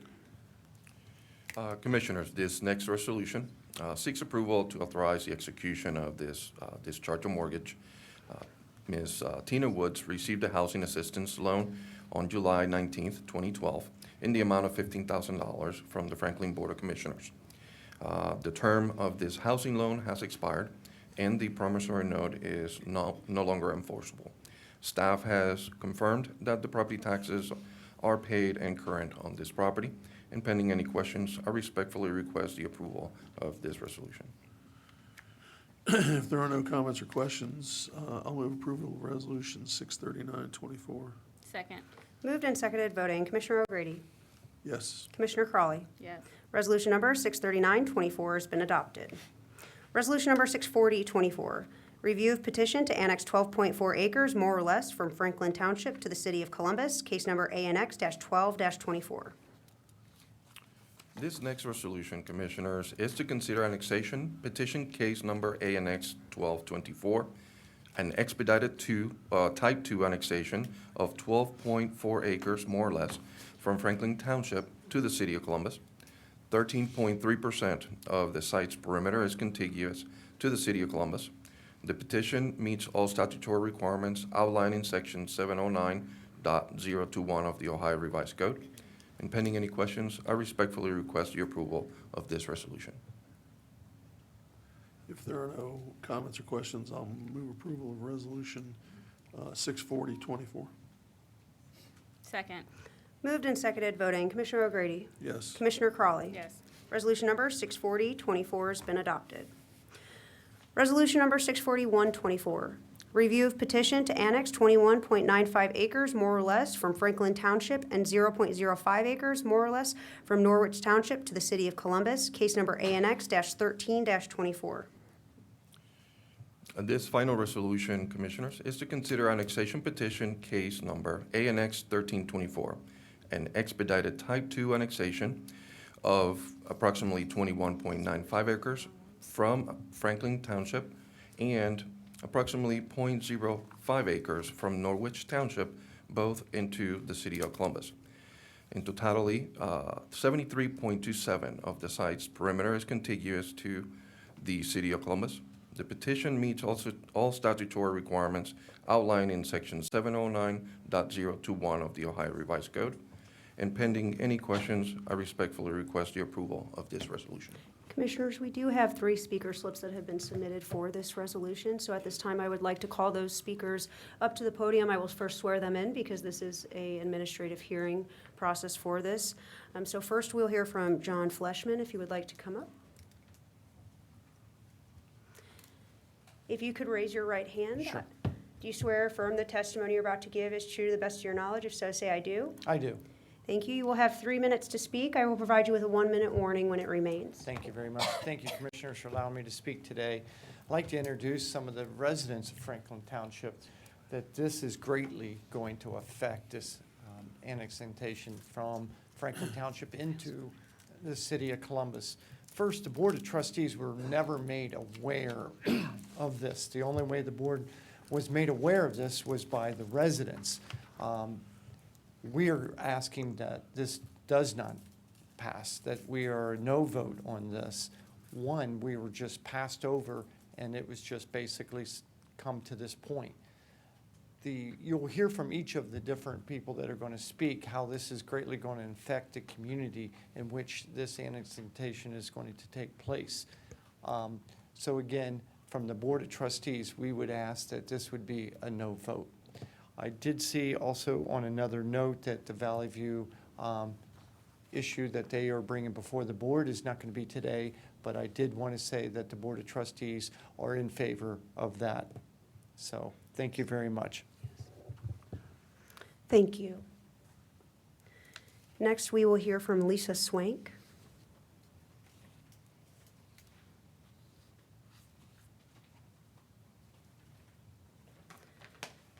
Good morning. Lisa, if you could first raise your right hand. Do you swear or affirm the testimony you're about to give is true to the best of your knowledge? If so, say I do. I do.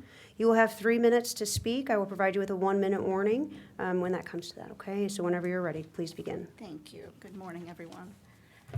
I am speaking to express my strong opposition to the proposed housing development in our neighborhood. While I understand the need for affordable housing in our city, I believe that this project would have detrimental impact on our community. First and foremost, the proposed development is simply too large for our area.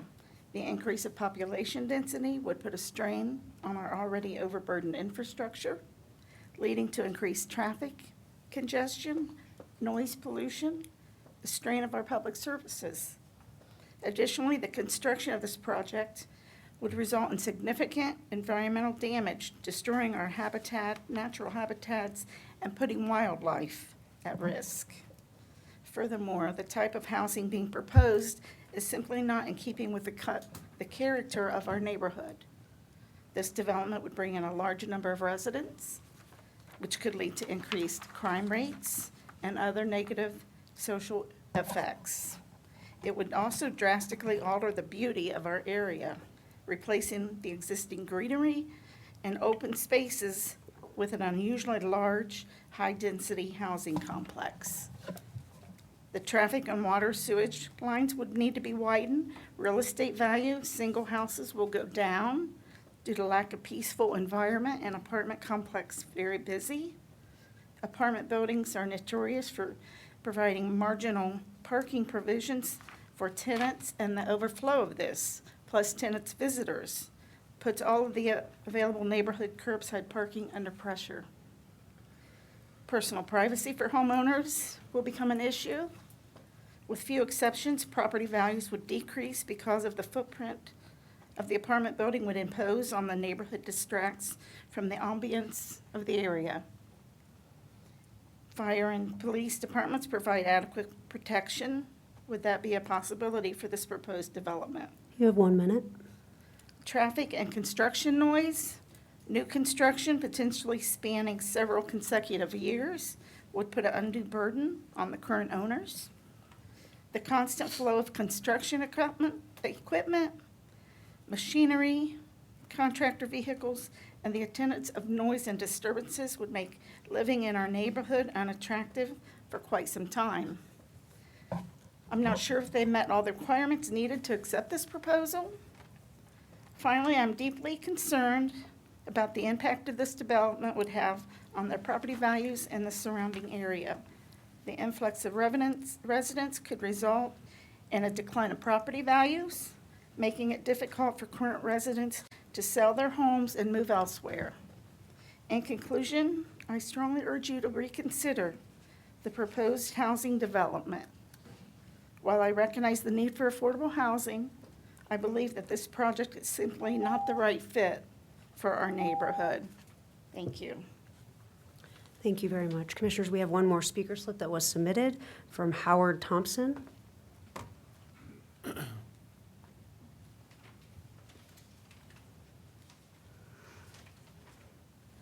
Will you please raise your right hand? Do you swear or affirm the testimony you're about to give is true to the best of your knowledge? If so, say I do. I do. You'll have 3 minutes to speak. I will give you a 1-minute warning when that remains. You may begin whenever you're ready. Okay, thank you for allowing us to speak. My name is Howard Thompson. I live at 3695 Britton Avenue. I moved from the Toledo area to Columbus about 3 years ago, and it took me well over 4 months of continuous searching till we found the current house on Britton Avenue that met our requirements. I mean, we have plenty of yard space, a quiet, crime-free, felt very safe that our grandkids are playing on the front driveway because there's not a lot of traffic. There's no speeding cars. There's no random people in the neighborhood. And it's a great place. I like to photograph local nature. And I have a lot of animals and stuff that are in the yard. My concerns about this the apartment complex coming in is Britton Avenue is 14 feet wide at my driveway.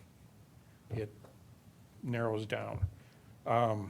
If you look at plannersweb.com, which being an engineer, I look up stuff like that, gives us some minimum guidelines that the standards that's set out as reasonable minimums for emergency access, 20 feet is a common width for two-lane traffic.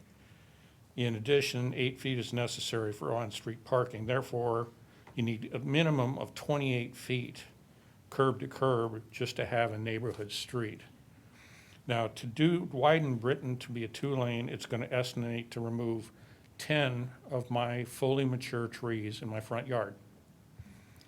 And secondly, the plan to reduce the amount of parking or allowable parking in the apartment complex, there are still going to be cars. They're going to be parking on Britton Avenue, which is going to cause us even more You have 1 minute remaining. Okay.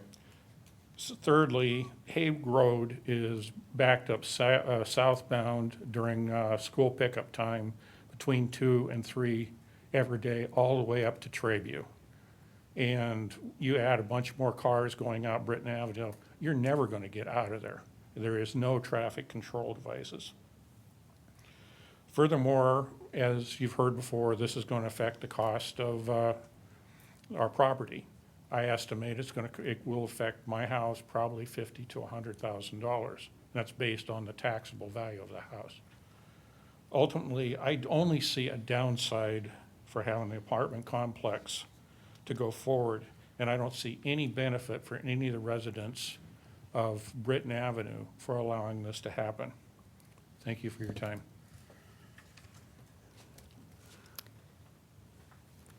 Commissioners, I believe Jesse Armstrong is going to speak on behalf of the Prosecutor's Office and Economic Development and Planning.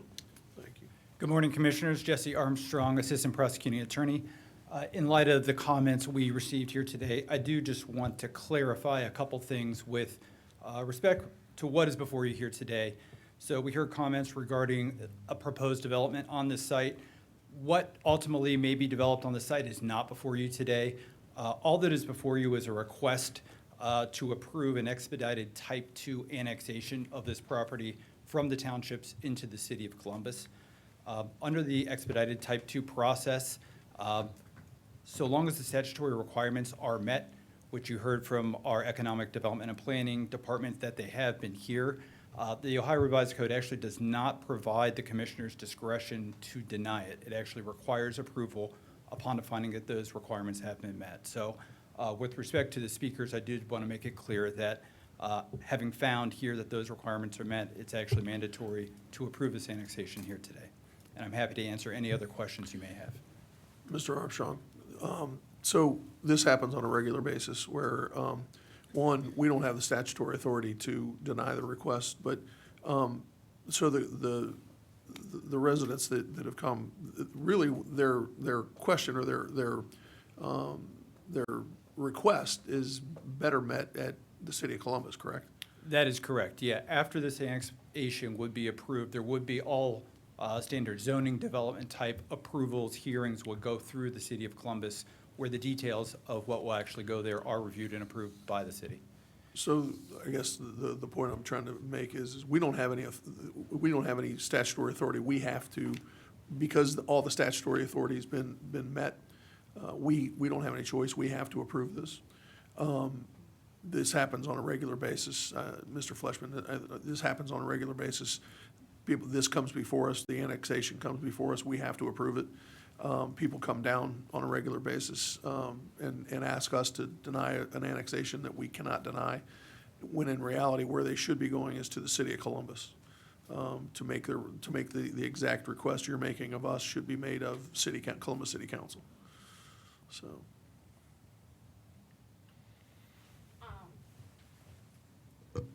Thank you for setting the table, Jesse.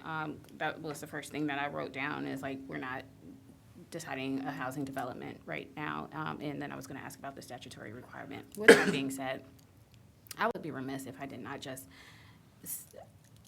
address some of the things that was said by the residents. And I appreciate you all coming down to, let us know what your concerns are. In general, we need to take those things into consideration as we are a growing county, even though the housing development is not before us today. As I said, you heard me ask when it came to the resolution for economic development and planning about input from the community. It is very important to me and to my colleagues at the board. But I am uncomfortable, and we will continue to see this more and more as Franklin County grows, whether we're doing annexations or rezonings. I heard crime being mentioned multiple times. More people does not always equate to more crime. There's crime that happens in places where there are not a lot of people, and there's crime that happens. But to always make this connection where there's more people, meaning more crime, or more density, more crime, I think is unfair, and it draws a narrative that as we grow, or as that more communities come online, then that automatically means that there's going to be more crime, and that's not fair to the residents who want to move here. And that's just not true. And now if you could back it up with data, then that would be one thing. But to say that, or even talking about speeding cars or random people, that just because we are growing or there might be a development doesn't equate, like those are false equivalents that, okay, we're gonna have a new housing development, or where there's new housing developments, then there's speeding cars. Not the case. Or just random people. I think that's not, I get where you're trying to go, and I get why you want to protect your community, right? And at the end of the day, we are growing. We will grow. People will make the decisions on where they want to live. And instead of having a perspective of this is always going to be negative, I would love to think that every community in Franklin County is a welcoming community.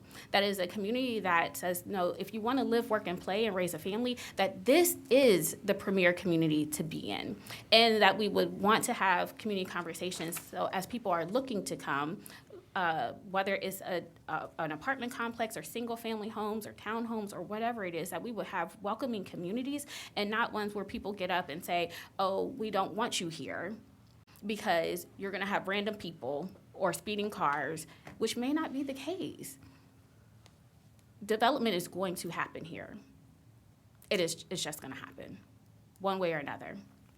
Whether it's forced upon us, or whether we are we need to have community conversations and welcome people in so we can be neighbors, and not necessarily friends, but understand there's a culture in this community, one that's a tight-knit community, and as we're growing, we want to have a community where we all can know each other and be friendly. I'm like, what is the detrimental impact? How is the infrastructure already overburdened? When you have development, water and sewer is taken into consideration. Nobody's going to develop and not provide water and sewer. Those things are taken into consideration. When they're not there, then we have to put that infrastructure there. Same thing with sidewalks and widening roads. Those things are taken into consideration. And so I would just challenge our residents, as it is scary, because we want to have, our communities stay the same forever. They just won't. But be more open-minded to a perspective of, how about we have a welcoming community? It took you 3 years, 4 years, or however long you've been here to find your home, and that's the same for other people. and it's a nice place, and you live there, and you have your family there, and other people want to be able to move into different parts of the county and have the same thing. So I am always going to be for every resident every day. I'm always going to be one for making sure that everyone has the same opportunities to thrive and not just survive, and that every community, all 17 cities, 16 townships, or however many townships and villages, are ones that people want to look at as they think about coming to Franklin County or moving to different areas in Franklin County. So I know, Jesse, that wasn't what we're dealing with. We're going to move on this annexation because it meets the statutory requirements, but I would be remiss if I just do not say this every time people come. And always, I never hear, and now here I am on a tangent, I don't care. At this point in time, we got 14 pages of things, but this just matters to me because housing is something that we all talk about each and every single day. Yeah. And Franklin County is one of the best counties in the country, out of 3,066 counties in the country, one of the oldest forms of government here, and because we are one of the oldest forms of government, but we make sure that everyone has the same opportunities, that we provide service, progress, and excellence. I can't have people coming here always in this, not in my backyard. So if everybody is talking about this is not in my backyard, then where do people go? They are coming here. People are moving here because of the great county that we have. And I would just rather us be more welcoming than always thinking about the negative or talking about speeding cars or random people or crime or, we don't want this housing development. Well, tell me what you do want. And how can we make sure that we have that in partnership with you all? So that you would be more open and willing to have more residents come into your community and make it even better than what it is today. If you don't mind, I'd like to follow up on that. Commissioner Boyce will be joining us here before too long. But Commissioner Boyce and I oftentimes will talk about, this isn't the same Franklin County that we grew up in. Franklin County is growing by leaps and bounds.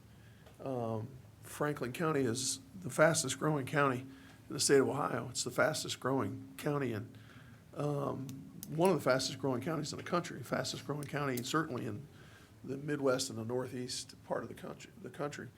And we can't, certainly we can't stop that. We are here every day, every week as we sit here, but certainly every day trying to help to guide that, trying to help to plan for that. And as, Commissioner Crowley talks about, and as leaders in not only Franklin County, but all of our fellow leaders throughout Central Ohio talk about all the time, the mayor talks about, we talk about, and other leaders across the region talk about this being a welcoming community. We have, we deal with the growth that is happening throughout Central Ohio. And we deal with the fact that we are under, as a couple of the residents talked about, we deal with the lack of housing, the lack of affordable housing, but the lack of housing in general. New housing starts both in terms of affordable housing, but just in terms of housing in general. And so I've seen this community, Commissioner Boyce and I have seen this community for the last 60 years, he for the last 50 years, seen this community change before our eyes, as many of you guys have. It just continues to grow, and it will continue to grow. There's an expectation it'll grow by another 1 million people over the next 30 years or so. So we have to be and have to continue to be this welcoming community that Commissioner Crowley talked about. And so, I live in an area of town right now where right around the corner from my house, less than a mile from my house, there's an apartment complex going in that all of my neighbors are up in arms about. And I've been hearing about, we heard about right here in this room, just as you guys are talking about in terms of your neighborhood, that all of my neighbors are up in arms about as well. And they came here to ask us to stop the development, just like you guys are asking us to stop this development in your neighborhood. And we had to say the same thing to them at the time. The argument's not here, it's at City Hall. But, at the same time, it's going on not just in your neighborhood, not just in my neighborhood, it's going on all over central Ohio. But as I explained to my neighbors, and I explained, to my wife, and as I explained to the rest of my neighbors in my neighborhood, if not in your neighborhood, then where? We read about it on the front page of the Columbus Dispatch, and we see it on all of these television stations that are in the room today, just about every night with Zone In and with all these other things that are going on. These developments are here. They are coming. People have to live somewhere. And so we either have to look at this as a very fortunate thing, or we have to look at this as the biggest problem that we have. Both, maybe both. But people are coming. People are living here. People come here for a reason. This is a wonderful, wonderful community. And to the gentleman who moved here from Toledo, I'll be curious to find out why you moved here. What's that? To come to be with your grandkids. Yeah, I hear that story all the time. I don't have any grandkids yet. I know I look like I probably should, but I don't have any grandkids yet. But there's all kinds of reasons why people are moving here, and they're moving here. And so we either have to find places for them to live, but we need to build more developments. I know that, and they can't all be single-family homes. As much as the president of the Ohio Senate would like for everybody to live in a single-family home, we can't do that. I mean, we have to build apartment complexes, and we have to build multifamily homes. And so, but anyway, back to Jesse's point. We don't have the statutory authority to vote no on this issue today.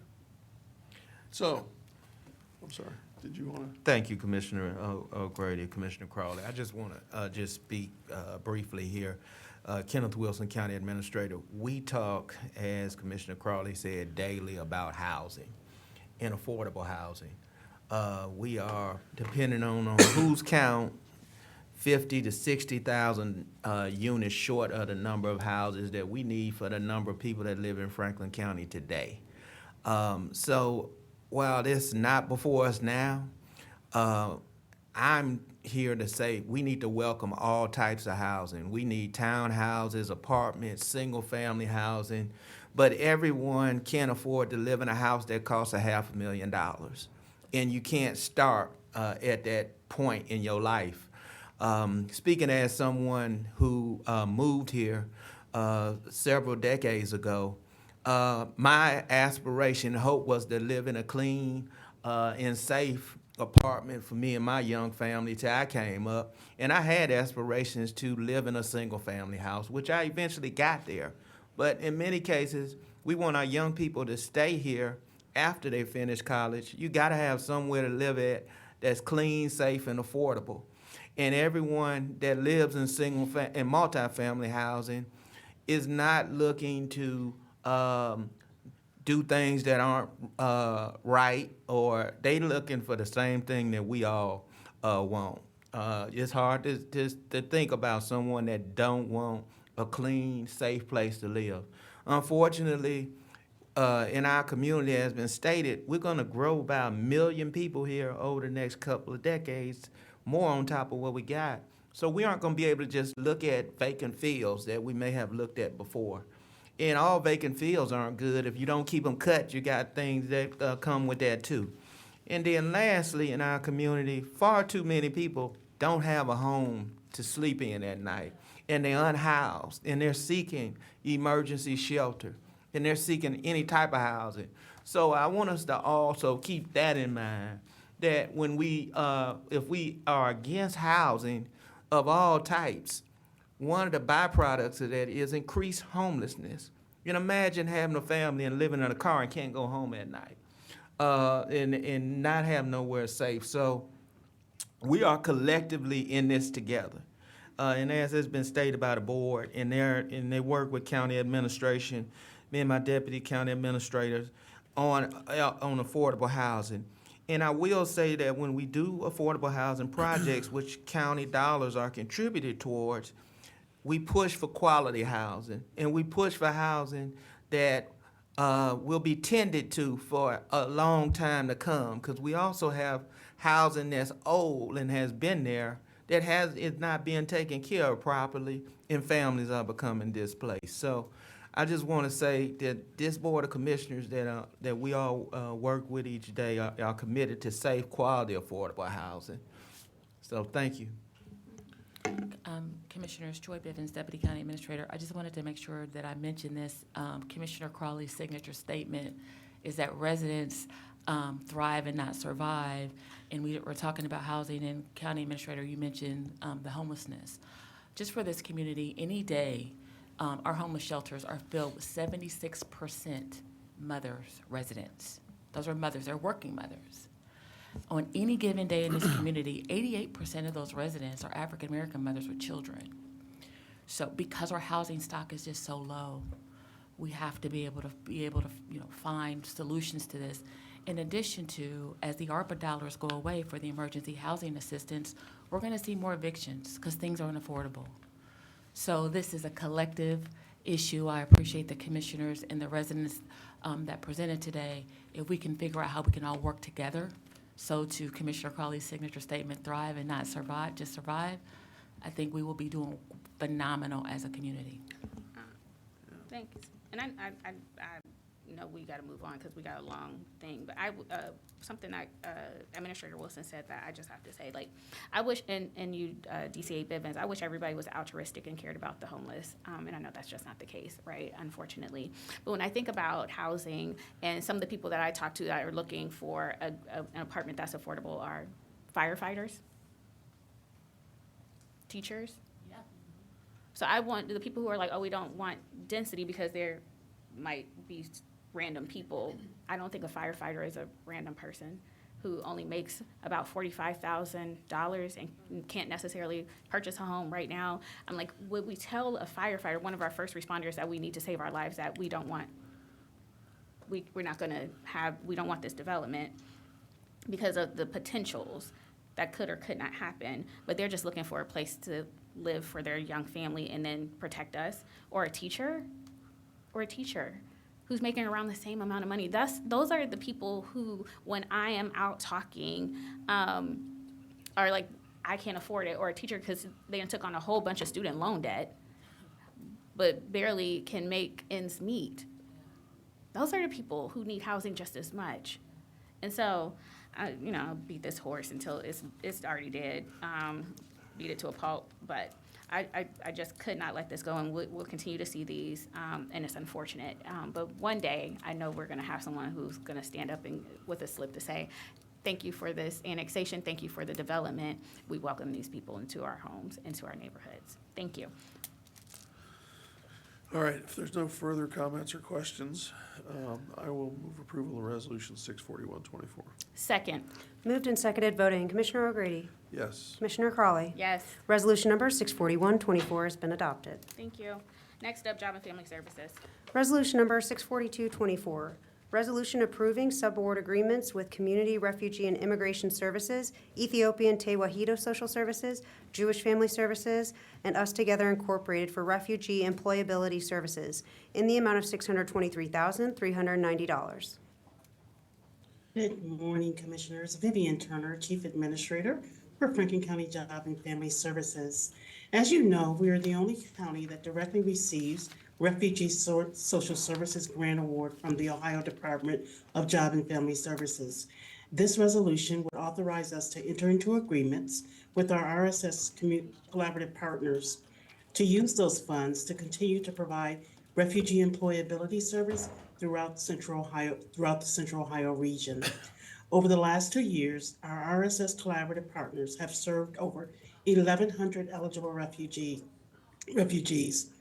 Participants attain employment with an average starting wage of $17.25. Under this agreement, the collaborative will look to serve approximately 240 eligible refugees. This resolution supports goal number 4 of our Rise Together blueprint. And pending any questions, we request your approval of this resolution. If there's no comments or questions, I'll move approval of Resolution 64224. Second. Moved and seconded, voting. Commissioner O'Grady? Yes. Commissioner Crawley? Yes. Resolution number 64224 has been adopted. Resolution number 64324, resolution approving subboard agreement with Action for Children, the Homeless Families Foundation, and Young Men's Christian Association of Central Ohio for supporting partnerships to assure ready kids for kindergarten readiness program in the amount of $952,412.67. Supporting Partnerships to Assure Ready Kids is a family-focused home intervention program designed to equip families with the knowledge and skills to prepare their children for kindergarten by building reading, math, and social skills. Spark Parent Partners deliver home-based monthly lessons, educational supplies, and learning opportunities to families of preschool-age children. Parent Partners also work with schools and community agencies to connect children with developmental, social, emotional, and mental health issues who have mental health issues to community resources, ensuring issues are addressed before children enter kindergarten. Over the past year, Spark engaged over 315 low-income families, primarily through home visiting. Combined, the three agencies provided over 2,800 lessons to children while offering supplemental guidance for parents. In this award period, Spark Kindergarten Readiness Program will be offered to an estimated 345 low-income children and their parents. This resolution aligns with our Poverty Blueprint Goal number 13, and pending any questions, I request your approval of this resolution. If there are no comments or questions, I'll move approval of Resolution 64324. Second. Moved and seconded voting, Commissioner O'Grady, Yes. Commissioner Crawley. Yes. Resolution number 64324 has been adopted. Resolution number 64424, resolution approving a subaward agreement with the St. Vincent Family Center to support transportation services for Medicaid-eligible youth participating in day treatment programs in the amount of $800,000. St. Vincent Family Center is a recognized leader in pediatric behavioral health care, and its day treatment program serves children who have behavioral or serious emotional disturbances. During the last award period, the agency was able to provide non-emergency transportation services for over 100 Medicaid-eligible children attending programming. Under this agreement, the St. Vincent's plans to expand its program to serve 180 children ages 3 to 12 who participate in the day treatment. The Transportation Services Program operates with funds passed through from the Ohio Department of Medicaid. This resolution supports goal number 8 of our Rise Together Blueprint, and pending any questions, we request your approval of this resolution. If there are no comments or questions, I'll move approval of Resolution 64424. Second. Moved and seconded voting, Commissioner O'Grady, Yes. Commissioner Crawley. Yes. Resolution number 64424 has been adopted. Resolution number 64524, resolution approving a subboard agreement with Muskingum Valley Educational Service Center for student driver instruction training in the amount of $14,000. Commissioners, the lack of access to reliable transportation can be challenging for youth, education, and employment programs. While student options for work experience and pre-apprenticeship programs are increasing in some of our communities, transportation barriers can negatively impact program participation along with employment opportunities. This award expands our footprint in the southern portions of Franklin County. And through this award, 40 TANF-eligible Hamilton Township high school students will participate in driver education training on the school campus. Upon completion, students will receive a certificate to present to the BMV when taking their driving tests. This resolution supports goal number 11 of a Rise Together Blueprint, and pending any questions, we request your approval of this resolution. If there are no comments or questions, I'll move approval of Resolution 64524. Second. Moved and seconded voting, Commissioner O'Grady, Yes. Commissioner Crawley. Yes. Resolution number 64524 has been adopted. Resolution number 64624, resolution authorizing the Franklin County Department of Job and Family Services Director to enter into a memorandum of understanding with Action for Children for the Franklin County RISE Initiative Year 1 closeout activities. In our final resolution this morning, the Franklin County RISE Initiative was specifically created to support Franklin County's child care providers and families struggling with child care costs. During the first year, we partnered with Action for Children to administer the program. This resolution would authorize our agency to enter into an MOU with Action for Children to coordinate closeout activities for year one of the RISE initiative. All closeout activities will be completed no later than October 31st of this year. And this resolution supports goal number 11 of our Rise Together Blueprint Plan. And pending any questions, we request your approval of this resolution. If there are no comments or questions, I'll move approval of Resolution 64624. Second. Moved and seconded voting, Commissioner O'Grady. Yes. Commissioner Crawley. Yes. Resolution number 64624 has been adopted. Commissioners, Thanks, have a good one. Next, we have Justice Policy and Programs. Resolution number 64724, resolution authorizing a subgrant award and contract for services with The Ohio State University Wexner Medical Center to support prevention, treatment, and recovery from addiction, including opioids or any other co-occurring substance use or mental health conditions through the FY 2024 Local Opioid Settlement Government Fund Grant Program in the amount of $199,942. Good morning again, Commissioners. Melissa Pearson with the Office of Justice Policy and Programs. The Franklin County Office of Justice Policy and Programs serves as an administrative agent for the county's local opioid settlement grant fund, which is separate and apart from the One Ohio Settlement Initiative. In early 2023, our office released a competitive solicitation for funding requests supporting prevention, treatment, and recovery efforts related to substance use and/or co-occurring disorders. As part of this grant program, 27 applications were submitted, totaling $8.9 million. This resolution seeks your approval of a subgrant award to The Ohio State University Wexner Medical Center in the amount of $199,942 to support the STEP program, which stands for Substance, Treatment, Education, and Prevention Program. The program will provide prenatal, postpartum, and addiction care for pregnant females identified as having a substance use disorder by attending physicians, emergency departments, urgent care facilities, and addiction treatment facilities. Length of services will be offered for a full year postpartum and include improved access to care, up-to-date immunizations, support navigating child protective services in the justice system, along with addiction treatment and parenting education. It is anticipated 150 families will be supported throughout the grant program. Outcome measures will include monitoring of and improvement in treatment engagement and compliance and retention, prenatal and postpartum visit, abstinence, and overall well-being indicators. Lastly, this resolution supports Goals 2 and 9 of the Rise Together Blueprint for reducing poverty.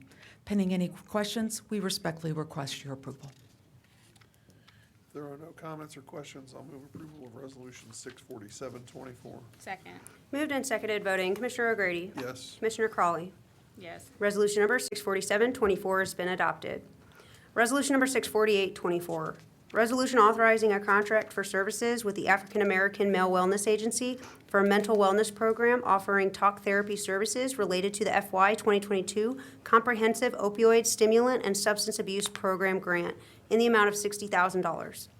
Commissioners, our final resolution will support mental health and wellness programming in the Franklin County Correctional Centers with a focus on facilitating conversations with incarcerated Black male participants about mental health and substance use. The African American Male Wellness Agency will implement the program entitled Real Men, Real Talk, which offers talk therapy in a supportive environment with culturally related experts, resources, supportive services, and individualized engagement both pre- and post-release.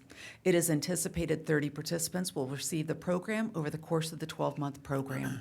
Funding to support this initiative will be through an FY22 COSAP grant successfully awarded to the Franklin County Office of Justice Policy and Programs.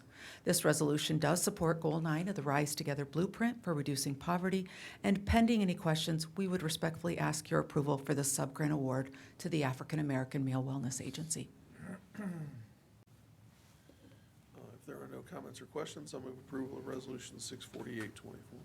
Second. Moved and seconded voting, Commissioner O'Grady. Yes. Commissioner Crawley. Yes. Resolution number 64824 has been adopted. Thank you. Thanks. Next, we have sanitary engineers. Resolution number 64924. Resolution authorizing the submission of an application to the Ohio Public Works Commission to participate in the State Capital Improvement Program for the South Grenner Avenue, Mix Avenue, Emmett Avenue, and Sullivan Avenue Water Distribution System Infrastructure Reconstruction Project. Good morning, Commissioners. I'm Ryan Stowe, the Assistant Director for Sanitary Engineering. The Department of Sanitary Engineering owns water distribution infrastructure in unincorporated Prairie Township, and it's known as our Sanitary District 4 service area.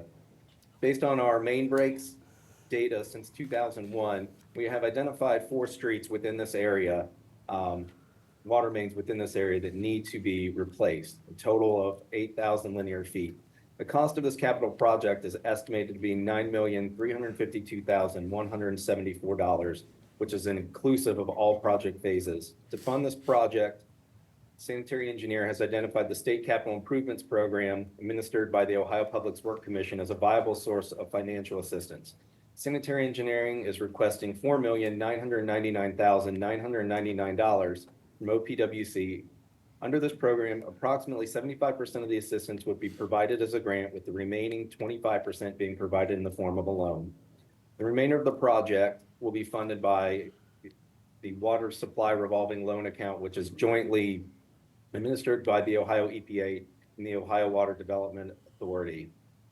This resolution will allow for the submission of an application for financial assistance to the District 3 Public Works Integrating Committee for consideration under fiscal year 2026 of the State Capital Improvement Program. The resolution will further allow the county auditor to sign the financial certification document with the application, as well as allow the county administrator to sign all documents necessary to obtain a financial assistance should it be awarded. Pending any questions or comments, I respectfully request the passage of this resolution. There are no comments or questions. I'll move approval of Resolution 64924. Second. Moved and seconded voting. Commissioner O'Grady? Yes. Commissioner Crawley? Yes. Resolution number 64924 has been adopted. Resolution number 65024, resolution accepting the dedication of a water distribution and sanitary sewer collection systems to the county and accepting a water and sanitary sewer easements for the water and sewer systems of Braumiller Development LLC. Sanitary Engineers requesting approval of acceptance of dedication for the sanitary sewer collection system and water distribution system from Braumiller Development LLC for the villages at Galloway phases 1, 2, and 3. The county entered a private sewer agreement and private water agreement with Braumiller in 2021 and 2023 respectively for the construction of a sanitary sewer collection system, including a pump station and force main, and the construction of a water distribution system, including a water meter building, to serve the development known as the Villages of Galloway, phases 1 through 3, which are located in Prairie Township. At this time, construction of all infrastructure has been completed, and all other requirements have been met to the satisfaction of the sanitary engineer. Braumiller Development has formally requested the county accept dedication of all infrastructure and easements. The sanitary engineer recommends that the board formally accept the dedication of the sanitary sewer collection and water distribution systems to the county and thereby take ownership. Pending any questions or comments, I request the passage of this resolution. If there are no comments or questions, I'll move approval of Resolution 65024. Second. Moved and seconded voting. Commissioner O'Grady? Yes. Commissioner Crawley? Yes. Resolution number 65024 has been adopted. Resolution number 65124, resolution authorizing a contract agreement with JLD Construction Services LLC for the Gladys Road, Ina Avenue Sanitary Sewer Improvement Project in the amount of $1,655,170. Within the county sanitary district 4 service area, which is located in Prairie Township and Franklin Townships, there are approximately 30 homes on Gladys Road and Ina Avenue without access to centralized sanitary sewer and rely on home sewer treatment systems to dispose of their wastewater. To bring sewer to these homes, the Department of Sanitary Engineering engaged civil and environmental consultants to provide design, bidding, and construction phase services. The project consists of approximately 3,330 linear feet of 8-inch gravity sewer, 29 Ys and laterals, and the repaving of asphalt roadways within the project area. Through the invitation to bid process, two bids were received on June 18, 2024. A review of the bids by the sanitary engineer and their consultant found JLD Construction Services to be the lowest and best bidder for a total contract sum not to exceed $1,655,170. The cost of construction for this project will be paid with funding secured from the Water Pollution Control Loan Fund as jointly administered by Ohio Environmental Protection Agency and the Ohio Water Development Authority and the Public Works Commission, Ohio Public Works Commission. This project is slated to start in August 2024 and will be completed by the end of this year. Just to add, JLD has multiple DBE certifications, and we look forward to working with them on this project. Pending any questions or comments, request the passage of this resolution. If there are no comments or questions, I'll move approval of resolution 651-24. Second. Moved and seconded voting. Commissioner O'Grady? Yes. Commissioner Crawley? Yes. Resolution number 651-24 has been adopted. Thank you. Thank you. Next up, Human Resources. Resolution number 652-24, resolution authorizing a one-year contract extension with USI Insurance Services, LLC for risk management insurance consulting services in the amount of $62,500. Good morning, Commissioners and County Administrator. I am Kimberly Kimmel, Risk Manager, Human Resources. This resolution seeks approval of an agreement with USI Insurance Services to assist Franklin County with loss control services, marketing, placement, and consulting services required to obtain property, crime, cyber insurance, workers' compensation excess, as well as any other policy deemed necessary for the protection of Franklin County assets. The agreement extension will be from September 21st, 2024 to September 20th, 2025, and the total cost for this extension will not exceed $62,500. Pending any questions or comments, I respectfully request approval of this resolution. If there are no comments or questions, I'll move approval of resolution 652-24. Second.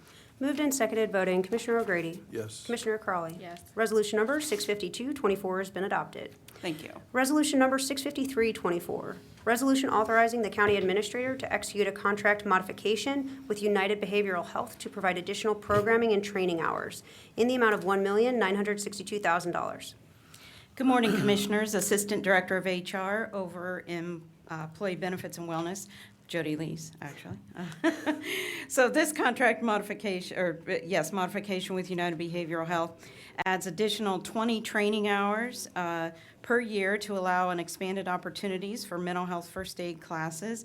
And it also adds an enhanced caregiver program to support our cooperative members who are caring for family members or loved ones. The cost of this modification is an additional $22,000 over the course of the next 2 years and increases the NTE of the contract to $1,962,000. Pending any questions, I request approval of this resolution. If there are no comments or questions, I'll move approval of resolution 653-24. Second. Moved and seconded voting. Commissioner O'Grady? Yes. Commissioner Crawley? Yes. Resolution number 653-24 has been adopted. Resolution number 654-24, resolution authorizing the county administrator to execute a contract with CBIZ Benefits and Insurance Services Incorporated to provide actuarial and other consulting services for the Franklin County Cooperative Health Improvement Program in the amount of $244,000. CBIZ has provided actuarial and general consulting for the Franklin County Cooperative for over 20 years, and they have become a very trusted partner. This contract secures CBIZ services for 36 months or until August 31st of 2027 at a cost of $244,000. Pending any questions, I request approval of this resolution. If there are no comments or questions, I'll move approval of resolution 654-24. Second. Moved and seconded voting. Commissioner O'Grady? Yes. Commissioner Crawley? Yes. Resolution number 654-24 has been adopted. Thank you. Resolution number 655-24, resolution authorizing a contract modification, number 3, an extension with WEX Health Incorporated to provide benefits administration services for the Franklin County Cooperative Health Improvement Program in the amount of $1,470,000. Good morning, Commissioners. Samantha Taylor, Franklin County Human Resources, Benefits and Wellness. This resolution extends the current contract with WEX Health 33 months from September 1st, 2024 through May 31st of 2027. Additional contract modifications include new and improved service level agreements and updated cyber risk insurance requirements. The not-to-exceed amount of this 33-month extension is $1,470,000. Pending any questions, I request approval of this resolution. If there are no comments or Questions or comments? I'll move approval of Resolution 655-24. Second. Moved and seconded, voting. Commissioner O'Grady? Yes. Commissioner Crawley? Yes. Resolution number 655-24 has been adopted. Thank you. Commissioners, at this time, I would request a brief recess before we move into the prior resolution that we skipped over from the prosecuting attorney's office. Great.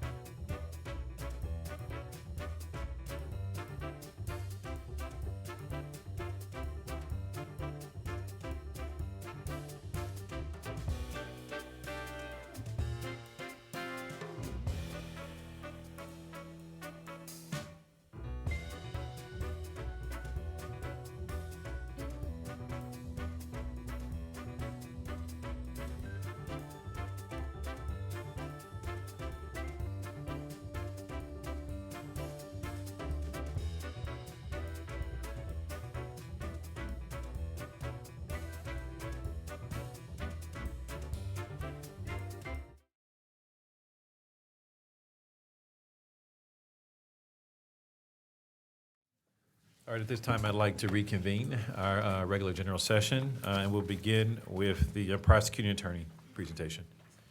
Resolution number 673-24. resolution approving the settlement of legal claims and authorizing the county administrator to execute a settlement agreement and release in the amount of $7 million. Good morning, Commissioners. Janine Hummer, First Assistant and Chief Counsel, on behalf of G. Gary Tyak, Prosecuting Attorney. The resolution before you authorizes a settlement agreement between the estate of Casey Goodson and the Board of Commissioners. The amount of the settlement is $7 million, which will result in the dismissal of all claims once that settlement is executed. The settlement is not admission of any liability on behalf of the Board of Commissioners. The settlement is unrelated to the criminal matter that is currently pending in the Court of Common Pleas Court. And to be clear, the settlement is not indicative of the value of Casey Goodson's life. We want to thank the parties that have been involved in this litigation for their professionalism during this process, which has been challenging and difficult for all members of the family.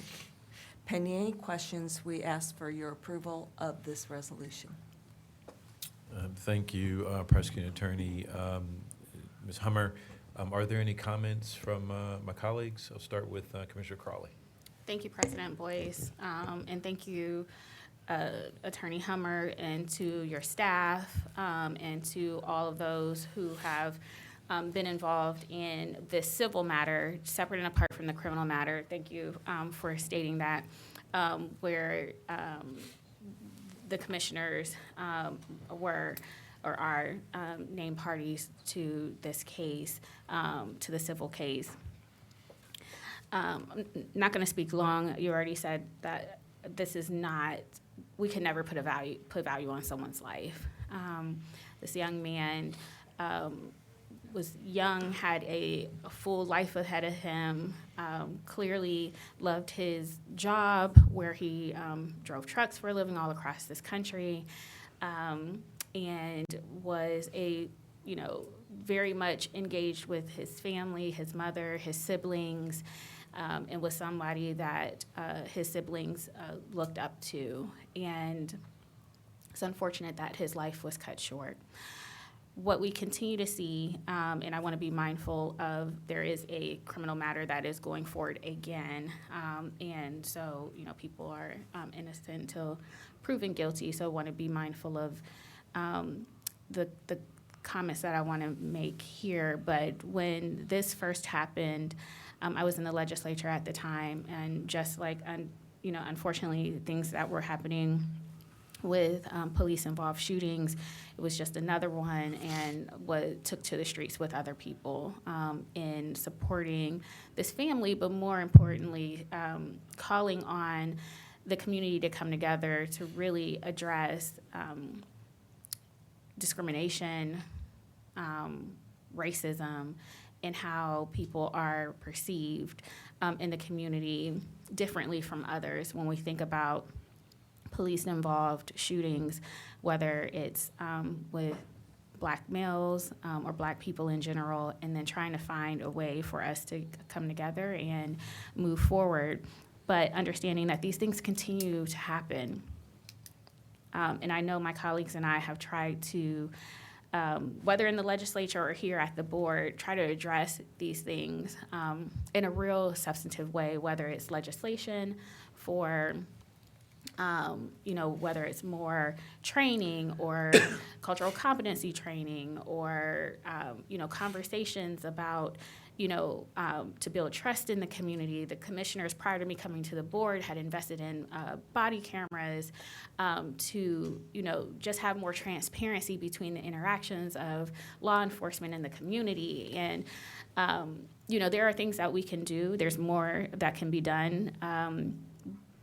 But I know that my colleagues and I, continue to push the prosecutor's office, working with the sheriff's office on policies and procedures to ensure that, one, that our community members are safe and feel like they are safe when they have to interact with law enforcement, but also for the safety of our officers. And we just have a long way to go.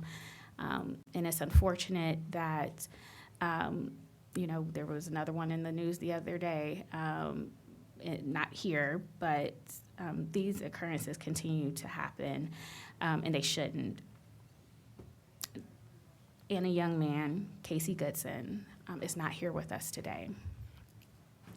And I'll say to his family, I know that this has been a long road. I know it's been a difficult and painful one.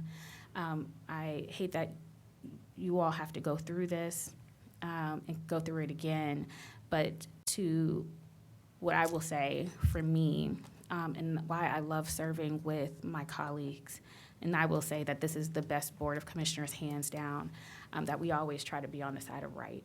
We always try to do what's right, not what's just practical or what's expedient, but taking into consideration all things, and we're always willing to make those hard decisions. I got an email this morning forwarded to me from somebody from the community who is very upset.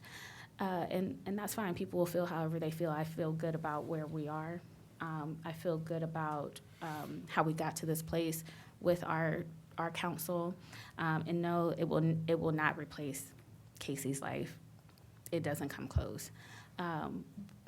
But what we can do is, for our part of this on the civil matter, is try to meet this moment. And we will continue to have ongoing conversations about, how we can improve things with the sheriff's office. And we have committed to continuing to look at policies and procedures. We are committed to, the sheriff has been committed to having a more diverse and inclusive staff, whether civil or employees or those that wear the uniform. And so we will continue to do our part. But in this moment, I feel like we have done all we can to meet this moment, and I appreciate my colleagues for their commitment to this family.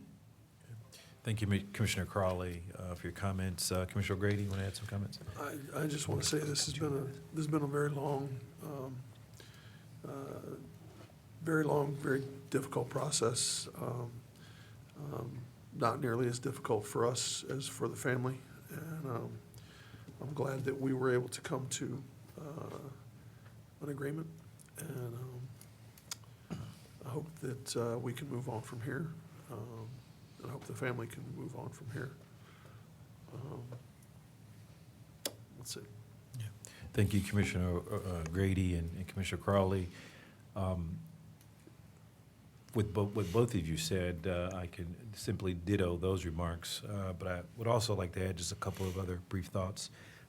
First, to recognize, I think, the prosecutor's office, it is never an easy legal process, no matter how you look at it, when you're in the position of representing an institution like Franklin County on a very complex legal case such as this.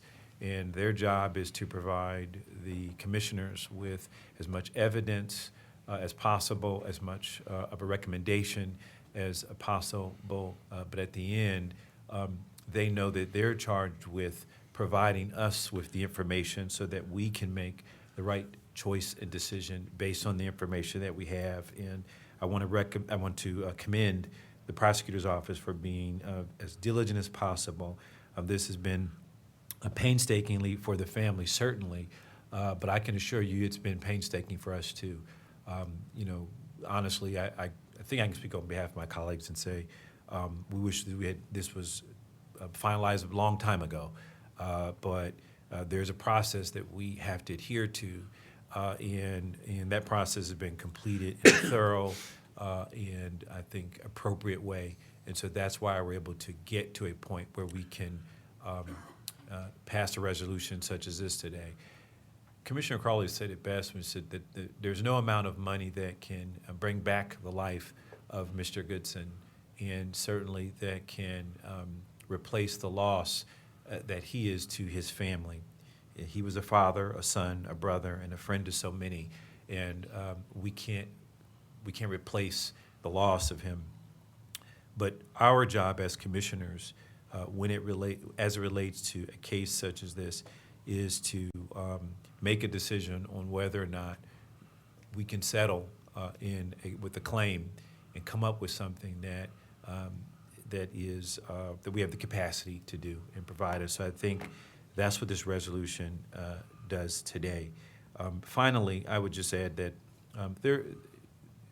part of the broader discussion for this case and many like it, some of which Commissioner Crawley referenced, is also about training and the opportunity for us as a country to begin to implement de-escalation training in law enforcement in the broader sense, so that our law enforcement officers have choices and options when it comes to adhering to applying the law as they see fit. And we know some of it is subjective, but I know there are bills in the Congress today, in U.S. Congress today, that would allow for de-escalation training or encourage de-escalation training to be incorporated, because it gives a menu of options that a law enforcement officer can use even in a split second decision, and so it gives us an opportunity to really think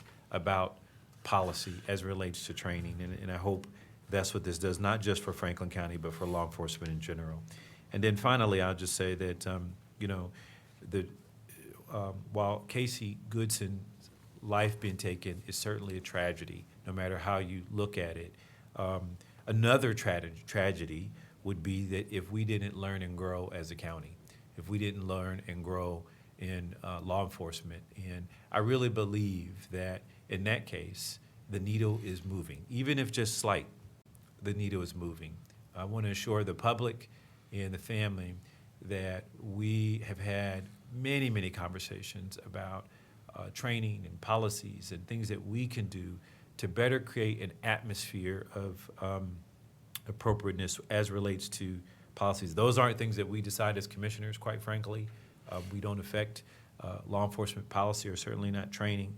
But the conversation is one that we've pressed, and I think Commissioner Crawley alluded to the body cameras, and so those are things what we do is provide funding so that our law enforcement officers can do those things and really just have, like I said, a menu of tools to be able to apply or utilize when they're having to make decisions in certain cases. So with that, again, my heart goes out to the Goodson family. I know I speak on behalf of my colleagues when I say that, and I'll definitely be supporting this resolution. I think Assistant Prosecutor Hummer had a few more comments she wanted to add. Just briefly, Commissioner, thank you very much for your compliments and your accommodations to the prosecutor's office, but I think I would be remiss if I didn't mention my team that was part of this litigation, and I specifically want to call out Amy Hires, Deputy Chief Counsel and Director of Litigation, as well as the attorneys in Isaac Wiles' law firm, Scott Sheets and Aaron Glasgow, who were part of the entire team that provided you both the recommendation here today and were consistently part of this litigation process. Yep, thank you. If there are no further comments, is there a motion? Yeah, if there's no further comments or questions, I'll move approval of Resolution 673-24. Second. Moved and seconded, voting. Commissioner O'Grady. Yes. Commissioner Crawley. Yes. Commissioner Boyce. Yes, Resolution number 673-24 has been adopted. thank you. Thank you. Thanks. Where are we at on that? What's next? Mr. President, we are at purchasing. Okay, all right, we'll move to purchasing. Resolution number 656-24.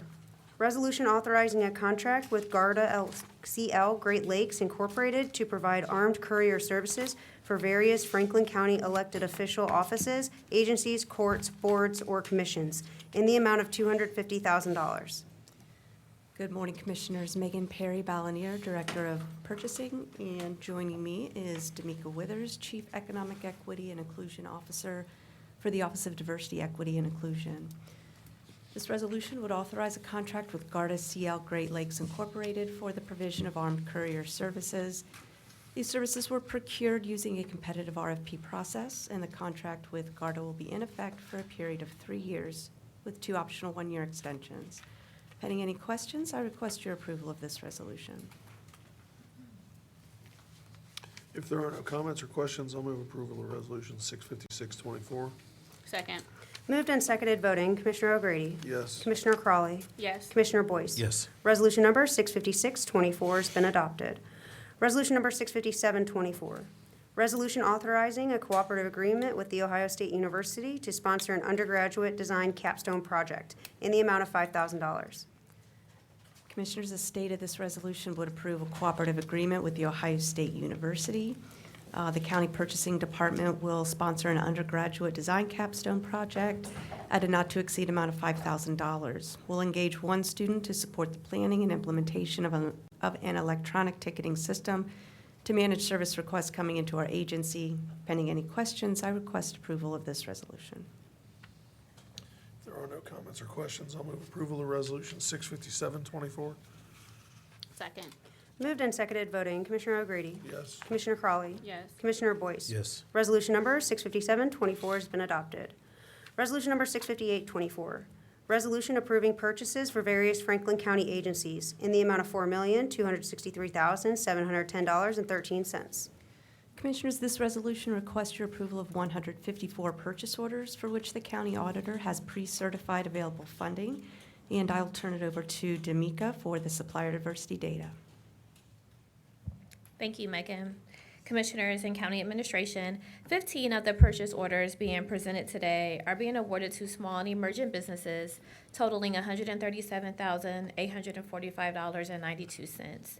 These awards are distributed as follows: 2% to small and emerging businesses, 5% to women-owned businesses, 1% to minority-owned businesses, 1% to local economically disadvantaged businesses, and 1% to EDGE-certified businesses. Once approved, 7 agencies will provide equitable and inclusive opportunities to small businesses this week. That includes Child Support Enforcement Agency, Court of Common Pleas, the Data Center, Domestic Relations and Juvenile Court, Emergency Management, Probate Court, and Sanitary Engineering. Pending any questions, we request your approval on this resolution. If there are no comments or questions, I'll move approval of Resolution 658-24. Second. Moved and seconded voting, Commissioner O'Grady. Yes. Commissioner Crawley. Yes. Commissioner Boyce. Yes. Resolution number 658-24 has been adopted. Thank you. Thank you. Resolution number 659-24.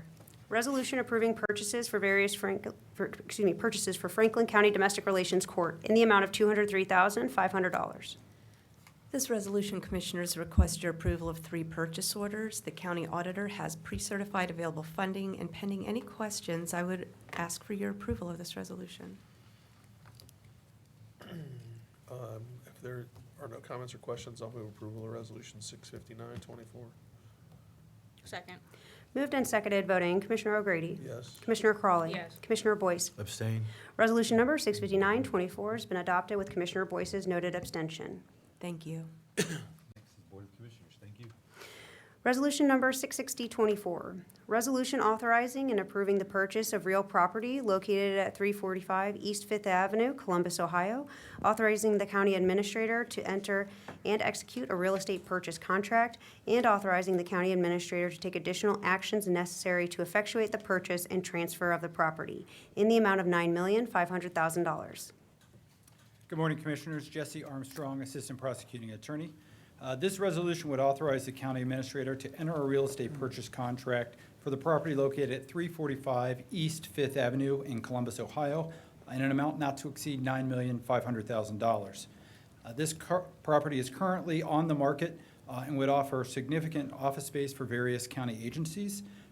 This property and the price have been reviewed by the county's real estate consultant and determined to be reasonable and within market rates for comparable properties.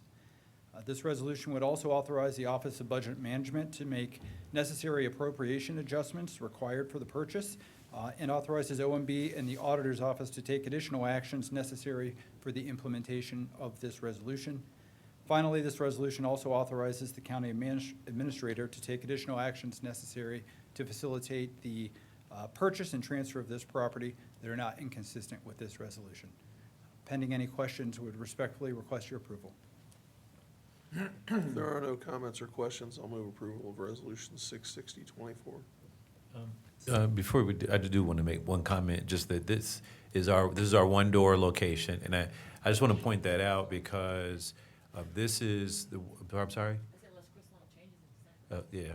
I just want to point that out because once again, this is an investment in the community. It looks like we're just purchasing a facility, but it's actually, we're taking Jobs and Family Services, resources, and various others, Department of Aging and so many others, and putting most of the case and service work components of those offices out in the community to give people better access to the resources. It really matches with the theme of the mobile units, where we're really trying to just make sure that everyone, these are your resources. Franklin County is your county, and we just want to make sure that everyone, every resident, every day has as much access to those resources as possible. And that's what One Door program and model will do. And you'll hear more about this to come, but this is the very first step. And I didn't want to just gloss over that because it looks like a big purchase. If someone's reading from the public, they may not understand. This is theirs.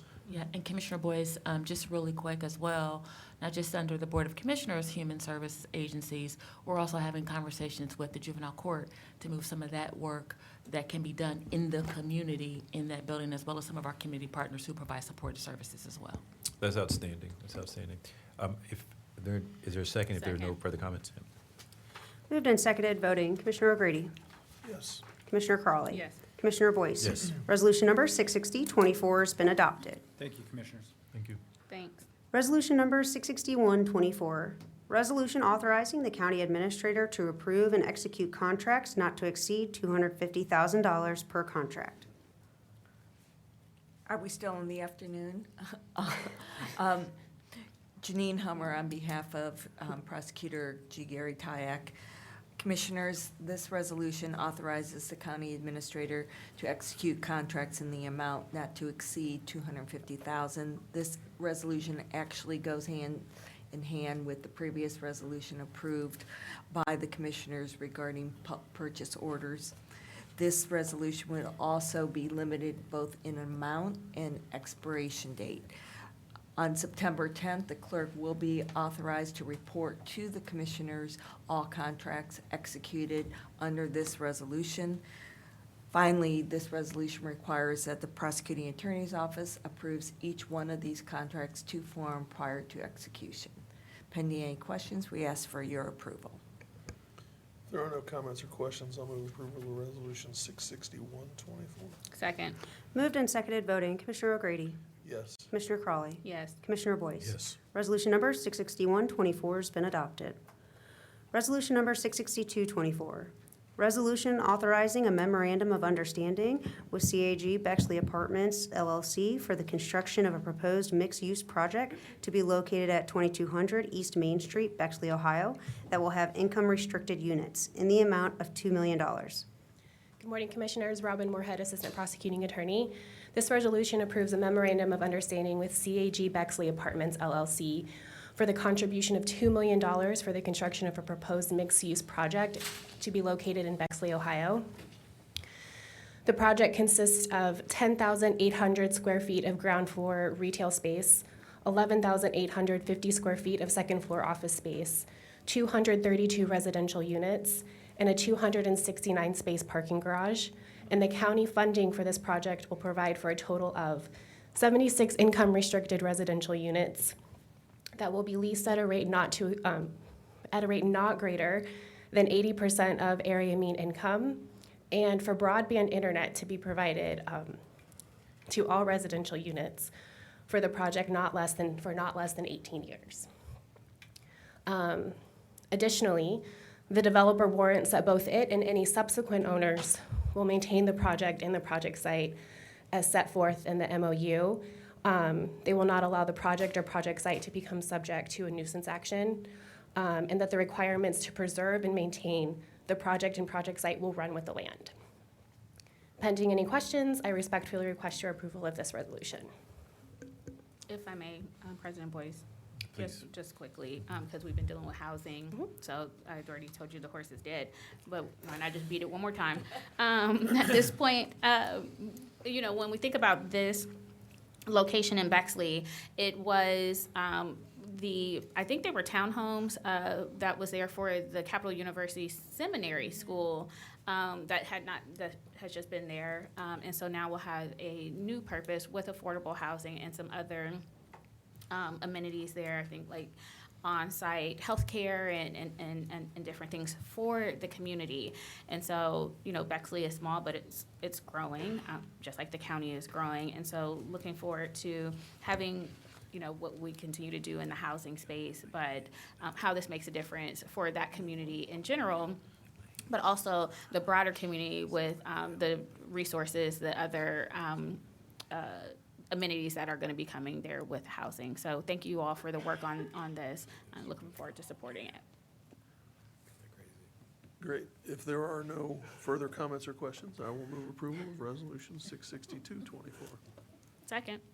Moved and seconded, voting, Commissioner O'Grady, Yes. Commissioner Crawley, Yes. Commissioner Boyce. Resolution number 66224 has been adopted. Thank you. Resolution number 66324, resolution authorizing the data sharing and confidentiality agreement between the Ohio Department of Job and Family Services and Local Workforce Area 11 for the Workforce Development Board of Central Ohio. Good morning, Commissioners, County Administration. Joy Bivens, Deputy County Administrator of Health and Human Services. The Workforce Innovation and Opportunity Act passed in 2014 seeks to align and continuously improve workforce education and economic development systems to effectively address employment and skills needs of workers, job seekers, and employers. This agreement provides for the sharing of wage information and unemployment insurance claimant data from the Ohio Department of Job and Family Services and the local Area 11, that local workforce area board for Franklin County. It will be used to measure local workforce area performance against local performance accountability standards, conduct outreach to unemployment insurance claimants who have nearly exhausted their claims, conduct outreach for the delivery of reemployment services, eligibility assessments, and conduct outreach to unemployment insurance applicants. I would favorably ask for your approval of this resolution. If there are no comments or questions, I'll move approval of Resolution 66324. Second. Moved and seconded, voting, Commissioner O'Grady, Yes. Commissioner Crawley, Yes. Commissioner Boyce. Resolution number 66324 has been adopted. Resolution number 66524, resolution declaring Franklin County Board of Commissioners approval and support for Prairie Township's application efforts to secure Clean Ohio Fund green space conservation funding to purchase and permanently protect the Hell Branch Run Preserve property in Columbus, Ohio. Good morning, Commissioners. Chris Long, Deputy County Administrator. The State of Ohio, through the Ohio Public Works Commission, administers financial assistance for conservation purposes through the Clean Ohio Green Space Conservation Program. Prairie Township desires financial assistance under the Clean Ohio program to purchase and protect in perpetuity approximately 56.8-acre Hell Branch Run Preserve property located in Columbus, Franklin County. This procedure requires a resolution supporting the project from the county. The permanent preservation of the property as a public park for passive recreation will provide a tremendous natural and recreational amenity for residents and visitors to Prairie Township. Prairie Township Administrator James Jewell is present. Should you have any questions? Pending any questions, we respectfully request your approval. If there are no comments or questions, I'll move approval of Resolution 66524. Second. Moved and seconded, voting, Commissioner O'Grady, Yes. Commissioner Crawley. Yes. Commissioner Boyce. Resolution number 66524 has been adopted. Resolution number 66624, resolution authorizing a services contract and SaaS agreement for the implementation of a grants management system in the amount of $574,387.34. Juan Torres, Chief Information Officer, on behalf of the Board of Commissioners. This resolution is a 5-year agreement for AmpliFund, a grants management solution that will be deployed for health and human services agencies. A future vision would be to make an offering solution for other county agencies. Currently, agencies manage grants in various systems. This would provide a centralized solution for both grant making and grant seeking. Pending any questions, we seek your approval. If there are no comments or questions, I'll move approval of Resolution 66624. Second. Moved and seconded voting, Commissioner O'Grady. Yes. Commissioner Crawley. Yes. Resolution number 66624 has been adopted. Resolution number 66724, resolution approving solely for the purpose of Section 147F of the Internal Revenue Code of 1986, the issuance of multifamily housing revenue bonds, Series 2024, by the Columbus Franklin County Finance Authority, not exceeding $52 million for the Caravel Apartments project. Good afternoon, Commissioners and County Administration. Patty Huddle with the Columbus Franklin County Finance Authority.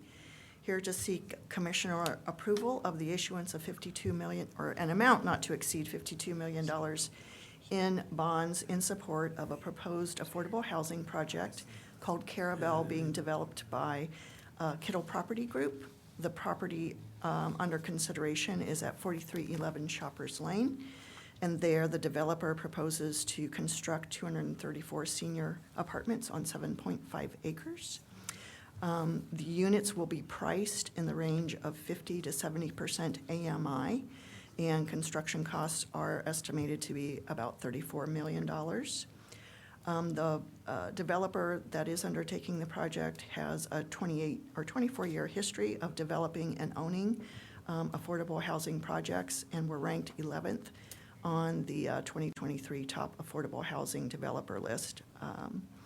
The Finance Authority will be seeking the approval to issue the multifamily housing bonds, which we found through our research to be consistent with the use of tax-exempt financing. Secondarily, we did find through our research that the market is in support of the project through the purchase of the bonds by Key Bank National Association. We hosted a hearing on behalf of the commissioners, and there were no comments received at the hearing or in writing. We are therefore seeking approval of this resolution and ask for your passage. If there are no comments or questions, I'll move approval of Resolution 66724. Second. Moved and seconded voting, Commissioner O'Grady. Yes. Commissioner Crawley. Yes. Resolution number 66724 has been adopted. Resolution number 66824, resolution appointing Lauren Rummel to the Board of Trustees for the Rise Together Innovation Institute. Good afternoon, Commissioners and County Administration. Michael Rurmond, Assistant Director of Community Appointments. This resolution would appoint Lauren Rummel to the Board of Trustees for the Rise Together Innovation Institute for a term expiring July 30th, 2026. Pending any questions, we ask for your approval. If there are no comments or questions, I'll move approval of Resolution 66824. Second. Moved and seconded voting, Commissioner O'Grady. Yes. Commissioner Crawley. Yes. Resolution number 66824 has been adopted. Resolution number 66924, resolution appointing Monica Tellez Fowler to the Board of Trustees for the Rise Together Innovation Institute. Commissioners, this resolution appoints Monica Tellez Fowler to the Board of Trustees for the Rise Together Innovation Institute for a term expiring July 30th, 2026. Pending any questions, we ask for your approval. If there are no comments or questions, I'll move approval of Resolution 66924. Second. Moved and seconded voting, Commissioner O'Grady. Yes. Commissioner Crawley. Yes. Resolution number 66924 has been adopted. Resolution number 67024, resolution appointing Camille Seals to the Franklin Park Conservatory Joint Recreation District Board of Trustees. Good afternoon, Commissioners and County Administration. This resolution would appoint Camille Seals to the Franklin Park Conservatory Joint Recreation District Board of Trustees to a term expiring January 31st of 2027. Pending any questions, we respectfully request your approval. If there are no comments or questions, I'll move approval of Resolution 67024. Second. Moved and seconded voting, Commissioner O'Grady. Yes. Commissioner Crawley. Yes. Resolution number 67024 has been adopted. Resolution number 67124, resolution appointing Lisa Whitaker to the Franklin Park Conservatory Joint Recreation District Board of Trustees. This next resolution would appoint Lisa Whitaker to the Franklin Park Conservatory Joint Recreation District Board of Trustees to a term expiring January 31st, 2027. Pending any questions, we respectfully request your approval. If there are no comments or questions, I'll move approval of Resolution 67124. Second.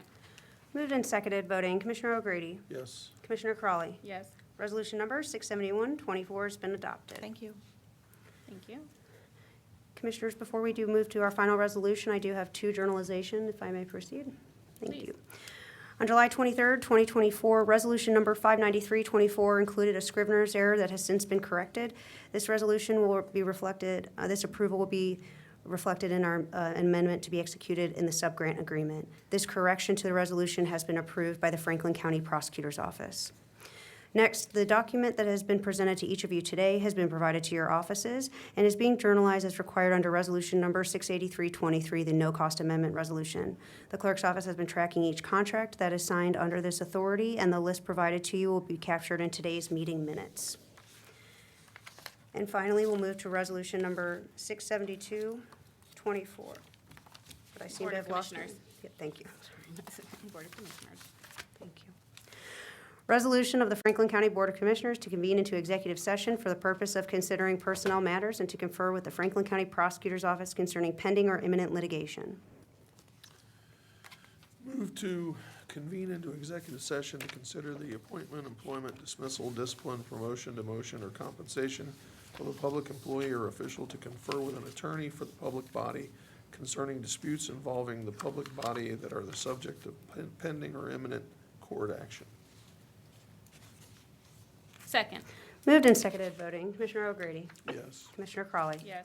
Resolution number 67224 has been adopted to convene into executive session.